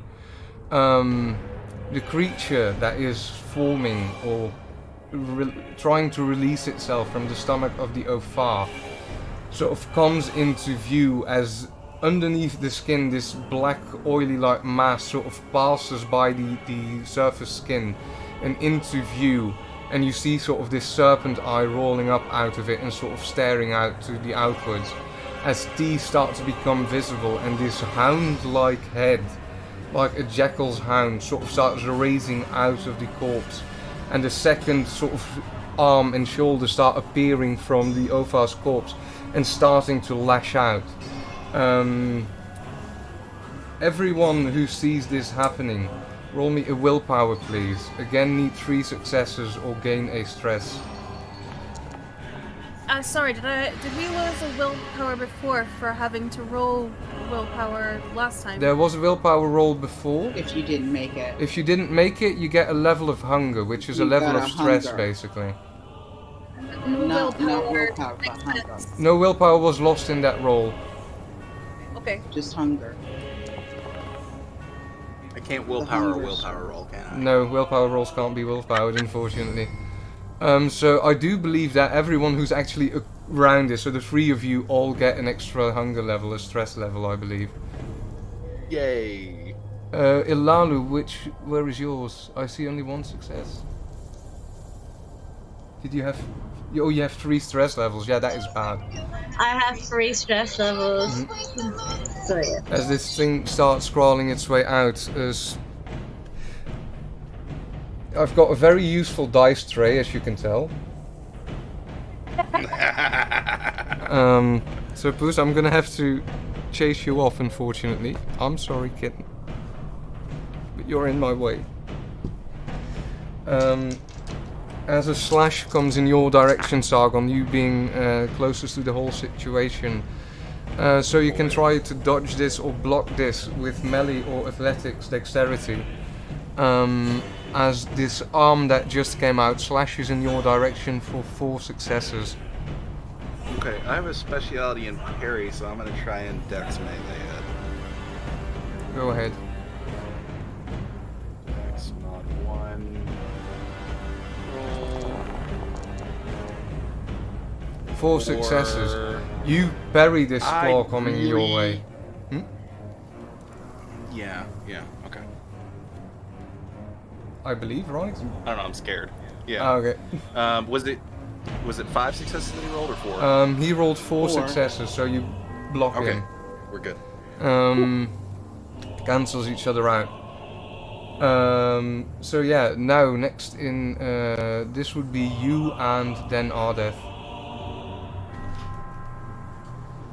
I already said I was going to do a great blow, which in V20 raises the difficulty by 1, but raises the damage by 2. How are we going to work that out? Increasing difficulty is -1 die on your next attack in that case. Okay, gotcha. Alright, so in that case, it's melee dex -1.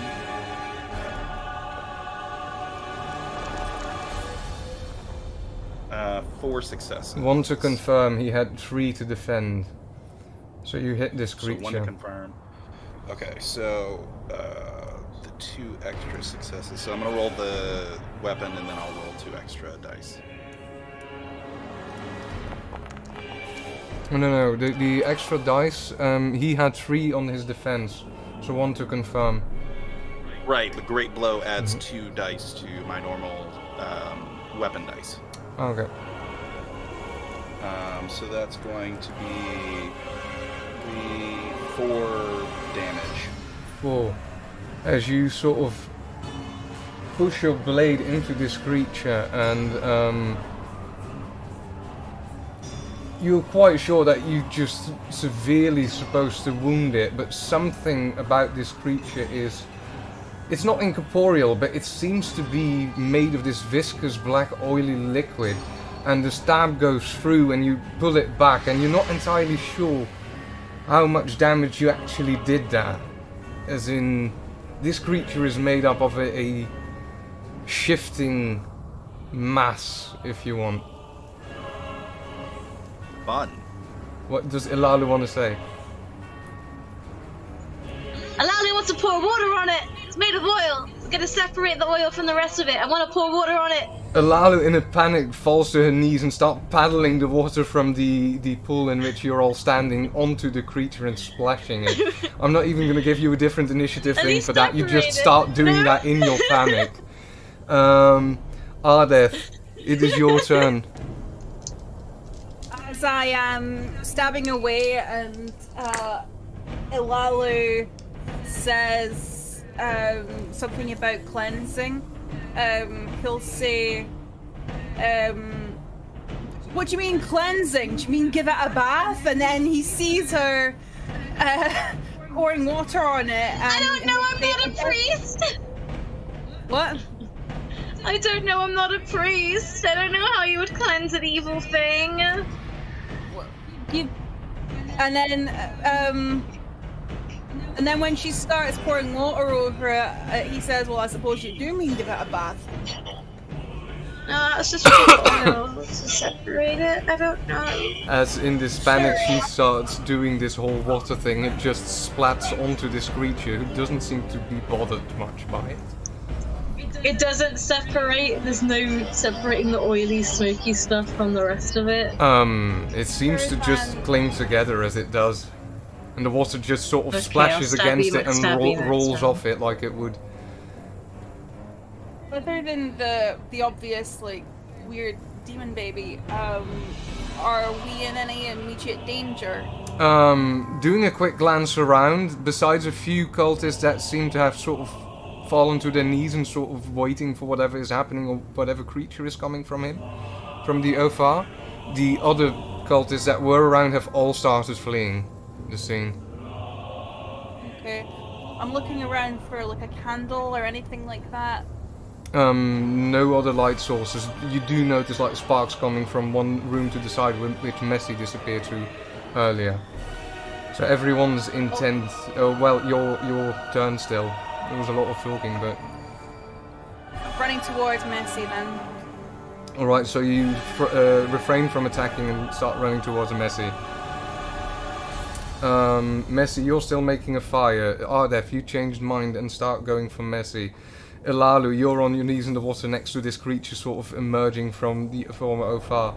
And Sargon, what's your intention? It's not like you didn't do any damage, but it does seem to, let's translate this as, it seemed to do superficial damage rather than lethal. Sure, absolutely. I got exactly what you meant by it. Yeah, no. Superficial damage is still damage, so fucking I'm still stabbing this motherfucker. Sargon just keeps going. Everyone, what is your intention, Ilalu? If the water is not doing nothing, is there any priests around? Like, Unless under the hoods of those cultists there might hide a priest under there somewhere, but if they are, then they're probably not friends. She'll just shout. She would shout out for Baru or Amaru to help cleanse this thing, and then she'll go stabby stab as well. But she'll. You hear from Amaru's corner. Okay, and you see Amaru going into prayer. Any other intention this round? Stabby stab. Stabby stab. I'll join in the stabby stab. Alright, I'm gonna give all of you are gonna stab. I'm just gonna give you the opportunity. Start stabbing away. Melee dexterity, please. I don't have any melee, so do I have to take a higher difficulty? Or? No, you just roll the dexterity for that then. Yeah. Oof. Wow, this one is bad. I'm gonna willpower that so I get more successes. Alright. So I'm gonna reroll 3. So I'm at 3 right now. I go to 4, 5. Both you and Ilalu, for some peculiar reason, he rolled only 1 success on both defenses. So both of you hit.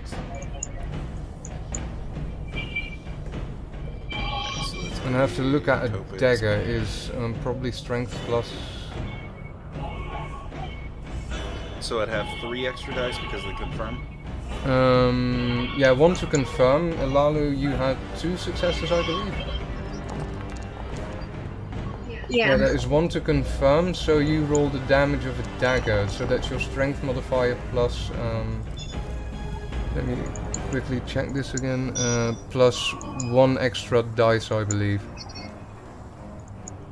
So strength modifier. Give me 1 second. Strength modifier 1.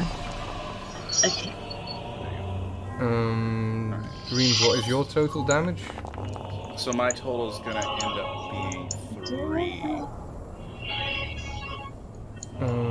2 successes, 3 and 2. So that's for 5 damage. Total between the 2 of you. As you start stabbing on this creature, as it sort of tries to make its way out of the stomach of the Ofar. Meanwhile, Ardeth and Messi. Ardeth, you see Messi trying to lit a fire with flint and tinder at a table in this antechamber. Messi, make me a survival. What would this be to make fire? Survival wits? Okay. What is she lighting? Is she lighting a torch? She's trying to light a sconce, a fire sconce that she's carrying around. You light this fire, and Ardeth, you see this spark going into this sconce and it lighting up with a small flame. And sort of brightening up Messi's face in the darkness. What do you do? Me? Yes. Yeah, no, I get out of her way. I just kind of like move to the side and, you know, just kind of gesture for her to go back through the door. yell, grab another torch, I'll light yours. I can do mine just fine, thanks. Okay, I begin to pray over the fire and start running towards the demon baby. I am I am praying for Eora to take my hand and destroy this evil being. So you start running into the room with this fireball, and the rest of you see her sort of enter as this creature sort of gets his other hand out, and it's growing what seems at an accelerated rate, as in this thing, as it starts to tower above the Ophar, is no longer a tiny baby thing. The jackal-like head sort of curving upwards with a bent long neck, these hands and fairly muscular arms sort of spreading to the side, and the rest of a serpent-like body sort of starting to make its way out of the Ophar.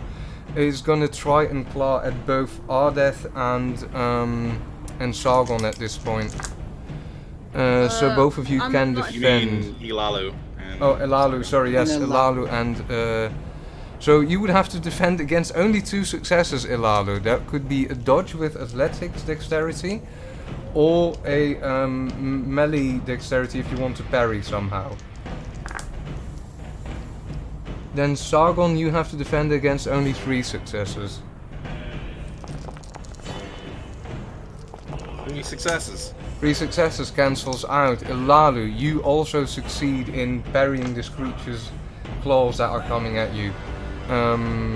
As it's sort of starting to remove itself, and the last bit of serpent's back tail is sort of slithering out of the wound of the Ophar and sort of falling to the ground, as this thing is now sort of curled in between you, and this humanoid shape that turns into a jackal head is sort of hissing at the 2 of you. Its eyes serpent-like, and this fleece-like thing sort of blinking across it. Messi, as you sort of start making your way into this room, this is the first time that you see this creature, is that correct? Make me a willpower roll, please. If you have 3 successes, you succeed. If not, you get an extra level of stress. Extra stress level. As you see this monstrosity sort of splayed out in the middle of this room. I'm charging for it, praying at the top of my lungs. Alright. Next turn. Everyone, what is your intention? So I see Messi running towards it with a torch. So my intention is to light it on fire.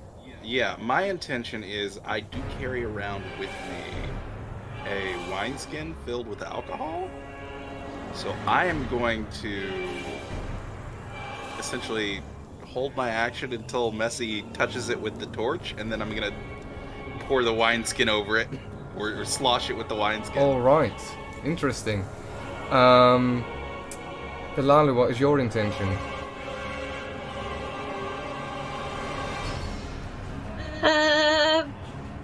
It's got a face and everything now. It's got a jackal-like face, genuinely... yes, grinning with rows and rows of sharp teeth. I think she'd be too distracted on that to notice people with the fire and the wanting to pour like wine and stuff on it. So I think she'd kind of probably go to Stabby again while praying to allow summon that, because I don't yet. In a backward motion, trying to stab it as you sort of try to put a little distance in between. Ardeth, your intent, please. Yeah, I'm lighting my own torch now. Alright, roll me a survival and wits to lit it. You could have easily found one in the room, so you found one and you're trying to lit it. 2 successes, you managed to light it. It takes you a bit longer than you were hoping for, but you eventually just lit it and you've got the burning torch in your hands now. For going fast, as in Sargon's gonna wait for Messi anyway. Messi, please roll me your initiative, and Ilalu as well.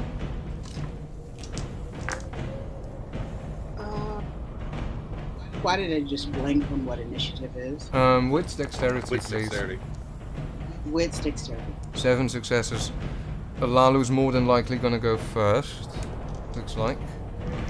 Sorry, did you need one from me as well? You're holding action till Messi, who also has 7 successes. Let's see how fast you are, yeah.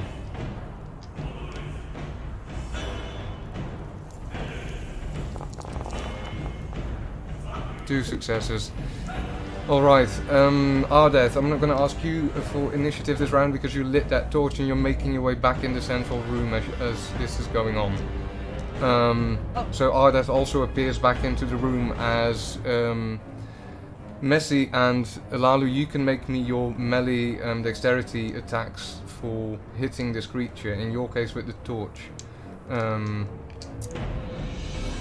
Sorry, did you say you wanted an initiative from me? No need, because you're making your way back, so... Lalu, 2 successes.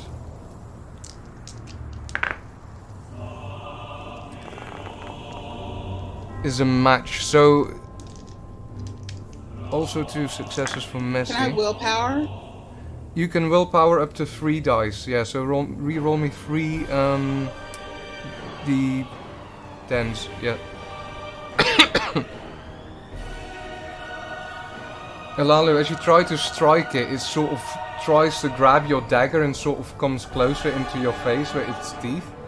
Then Messi, you sort of strike at it with the torch for 3 successes, and it only makes 1 defense against you. So roll me, because this is a torch and this is fire. Roll me 4d10 plus the 2 from your successes, because you needed 1, 2, no, plus 1 from your success, so 5d10 please.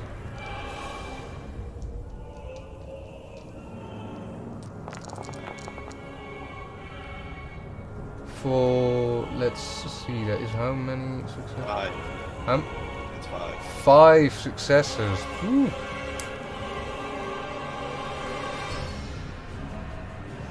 So you start burning this creature with the torch, and Lalu, it just came really close with its maw before sort of squealing back as Messi pushes the fire into the chest area of this creature, and the flames start licking it and it starts screaming out again. It's gonna try and flail back at you, Messi, and it gets him the opportunity right before Sargon. Defend me against 1, 2, 3, 4, 5 successes, please. Okay, so what do I roll? Athletics and dexterity to parry, or to jump away. Melee and dexterity to parry with the torch. Okay, so melee and dexterity to parry. And it's 5 successes, huh? He's got 5, or it's got 5 successes. I don't know if this creature has a gender, probably not. 4 successes, so it hits with 1, which means it needs that 1 to confirm and only does the strength plus claw damage.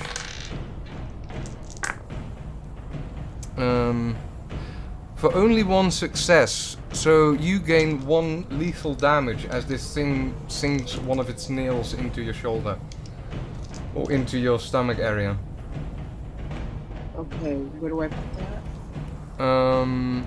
That's on the health tracker. You health. can put an X. It's an aggravated damage. Alright.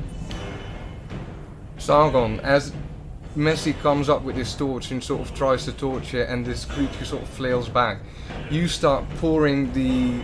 Do you actually pour or spew, or how are you going to do this particularly? Essentially, like, uncork the wineskin and then, like, squeeze it in the direction of the fire to spray as much of it as possible. And because Messi is praying the entire time, I add in a little gag of, "The power of Eora compels you!" Under this shadow, how am I going to make a roll for this? Would this be... It's basically aiming, right? Should we do a... Let's call it either composure or dexterity with firearms, I guess. You basically water pistoling this thing. The exact same dice pool either way. Go ahead. Composure, firearms. Firearms, composure. Against a defense game of modifier. 4.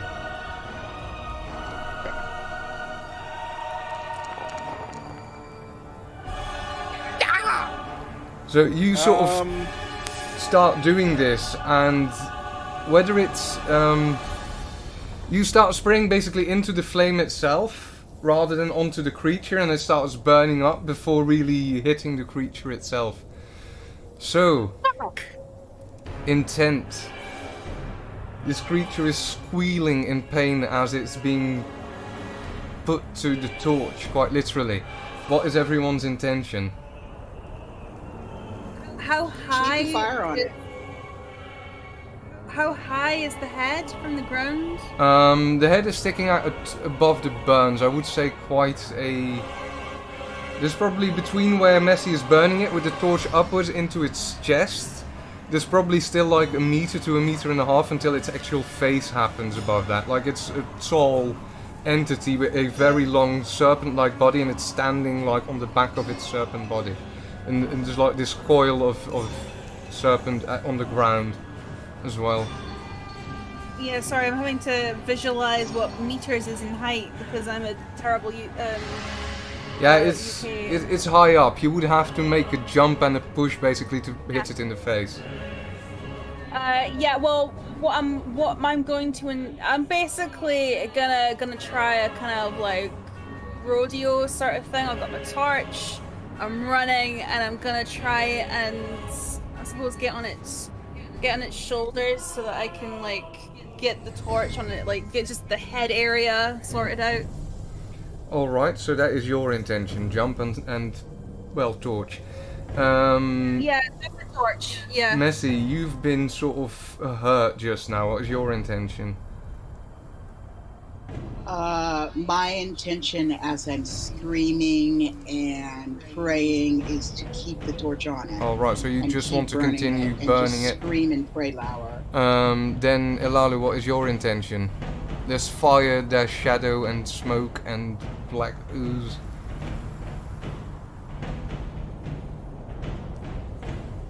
And fire seems to be hurting it, and it's on fire, so I'm not going to try stabbing it again. I'm gonna... Who's the nearest, like, strongest person I can hide behind? I'm gonna do that. You're starting to crawl your way back to sort of get Sargon in between you and this creature. Sargon, what is your intention? If there's any alcohol left in the wineskin, redirect to actually hitting it. Probably, because it would take quite a bit of squeezing to get all of that out. So, yes, Yeah. the 3 people who are attacking, please roll me the wit's dexterity to see who goes first. My best wit's dexterity tonight. 4. 4. Of course. 7 successes for Messi, and Ardeth has also 4 successes. Messi, roll me a melee dexterity again to sort of keep the torch in touch with the skin. Well, whatever goes for skin for this creature. The oil.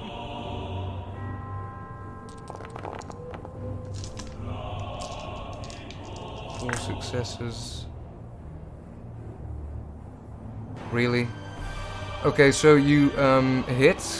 One of those 4 successes goes to confirming, which leaves you with the torch itself, which I had given 4 dice. So 4 plus your strength modifier as you try and torch this creature further.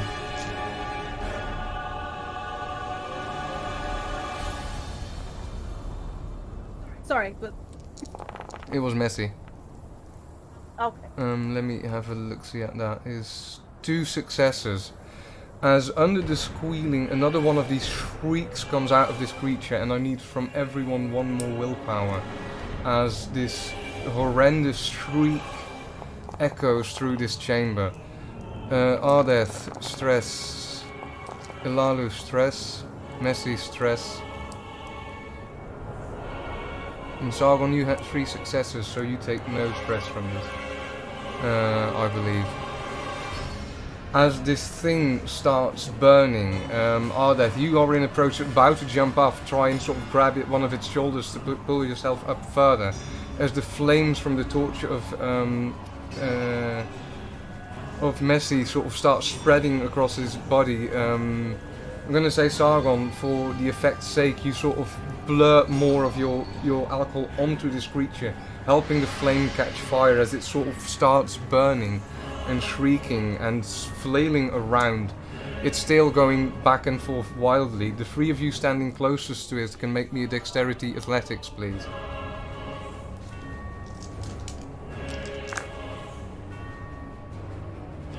Only 1 success on that, so if you beat 1 success, you're fine.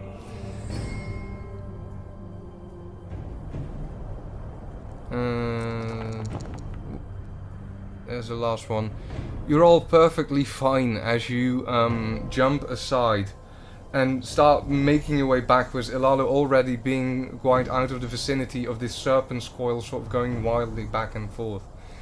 And this creature's burning and screeching and sort of falling into the pool, flat on its horrid, whatever creature it actually is, face.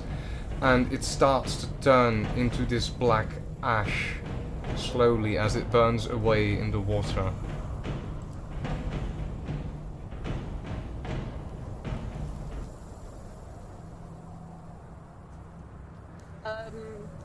I'm sort of standing there a little bit like a dumbass with the torch still. I'm gonna kind of seeing what's just happened, I'm gonna slowly approach and make sure that the ash is not doing anything weird, interacting with the water in a way that ash shouldn't. Stuff like that. As it starts to dissipate and this black oily viscous material that this creature is made of starts sort of falling apart into this dry ashy material, it just starts floating around in the water as ash would, and you sort of give it a kick just to be sure, perhaps poke it with the back end of your spear, and it just falls apart in place.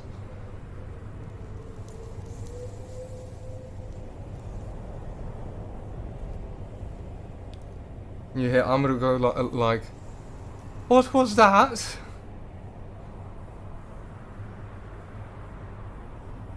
Are those other sycophant priests still in here? The ones that were still in there on their knees and that sort of noticed that this creature was starting to burn up, they bolted it the second that creature started going to the waters and to the floor. Alright, well, job done. Yay. Is there still water in the room? Because I'm going to start kind of washing away the ash and stuff like that. Yeah, there's plenty of water in that pool left, and you can sort of, as in it's mostly floating in there, and there's like this pile of it where the biggest mass of the body sort of came down.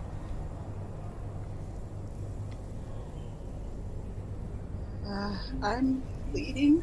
Could somebody help me? I'm really bleeding. Amaru, if you could help with that. Oh yes, and Amaru sort of comes into your direction, Messi, and starts to try and help to stem the bleeding slightly. I'll make a... Meanwhile... Go ahead. Yes, go ahead. I'm going to try and get the tongue out of the Ophar's mouth. Easily enough. Because he was trying to consume it last I heard. Amaru manages to bandage you up nicely, by the way, Messi. As in, it staunches the bleeding, and he sort of seems to double check it, and he brings you actually to where the source of this pool is, where the water is flowing from, into the pool, and uses that particular water to sort of clean out the wound, and then takes over one of the torches that Ardeth is holding, and he sort of, to extra check the wound for filth, and gets out a bit of metal and heats it to sort of try and clean the wound some extra with some heated metal. As in, it's not the most nice experience, but it gets burned clean just in case. I'm actually going So to. so that still leaves me at that 1x or Yes, it or leaves half you an at 1x, but the wounds are still bandaged. Okay. Actually gonna stop Sargon from taking the tongue out with a hand, gentle hand. Not gonna like force him. I'm just gonna say, evidence. What do you mean? Well, if you tamper with the evidence, then we can be in a lot of trouble. I think if we are caught here, we're in a lot of trouble either way. Yes, And I'm but- just going to cut off the Ophar's head and take it with me. So, I mean, that's my job done. Oh, great. Yeah, no. That's you, isn't it? Fuck you, Jack. I'm all right. How are you gonna get in trouble for saving at least quite a few Well, I people? don't intend to be here when anybody else, gets to this room. So, We've just murdered a priest. the highest of high priests to be. You were gonna murder at least 5 people and probably more. I didn't see I who was grabbed intending on him. way more murder. To be honest, I was, I had this whole scene in my head about the hallway and just cutting through people to get to the Ophar. That didn't happen. Instead, we ended up here. So this is actually, there was a lot less murder here than I thought there was going to be. Let's just be honest. Okay, but doesn't that kind of make you guys heroes for saving us all? You would think, but politics is not quite so black and white.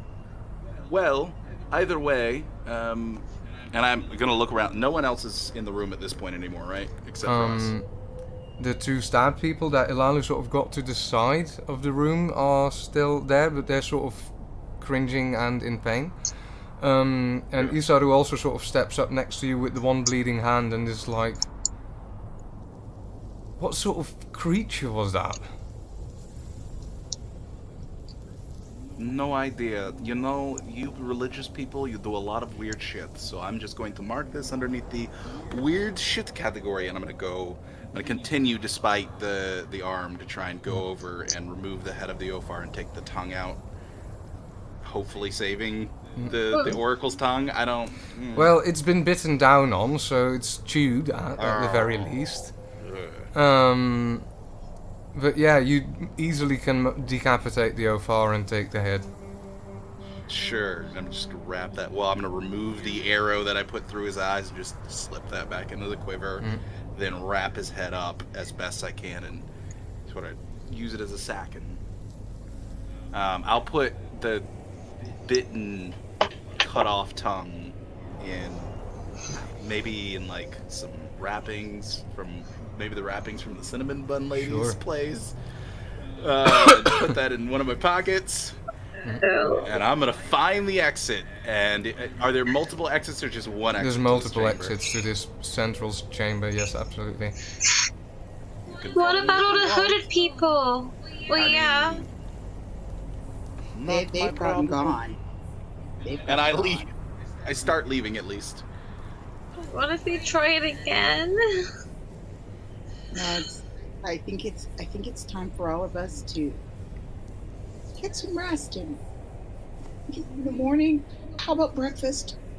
We'll have breakfast. I don't know you people at all, and I keep going. Sargon just makes his way out. Isa just stands there at the middle pool, like in this state of shock, still staring at the corpse, the now beheaded corpse of the Ophar, and the ashes sort of splayed in there. As I get to the door, I'm going to turn towards Ardith. I'm not going to say Ardith's name, by the way. I'm just going to say, +1, let's go. Come on. Are you seriously suggesting that we leave? Let's go. Let's go. Let's go. Let's go. Yes, I am. Time to go. Time to go. I look at Ilalu and Amaru and I say, please, just come with us. She nods and she moves on over. I don't want to sleep there. I tried to get to rest and I almost woke up with a knife in me in the altar, so I don't want to sleep for a while. Let's go. Let's go. Time to go. Time to go. Talk and walk. And I'm walking. Amaru in also a similar state of shock as Isa, not entirely sure what to do, sort of doesn't want to be left alone, so he just sort of starts blindly following as well. As all of you make your way out of the central ritual chamber of the ziggurat, start making your way to the edge and down the stairs, the night sky still cloudy, but dispersing slowly. Isa, left behind in that room with 2 other survivors, sort of not entirely sure what the hell has just happened. As you start making your way down the ziggurat back into the city, and that is where we're going to pick up next time on the Unbound. Thank you everyone for joining us. Thank you to my players for going through this bit of horror with me. And we'll see all of you next time on the Unbound. Thank you for joining. Goodbye everyone. Bye. Bye.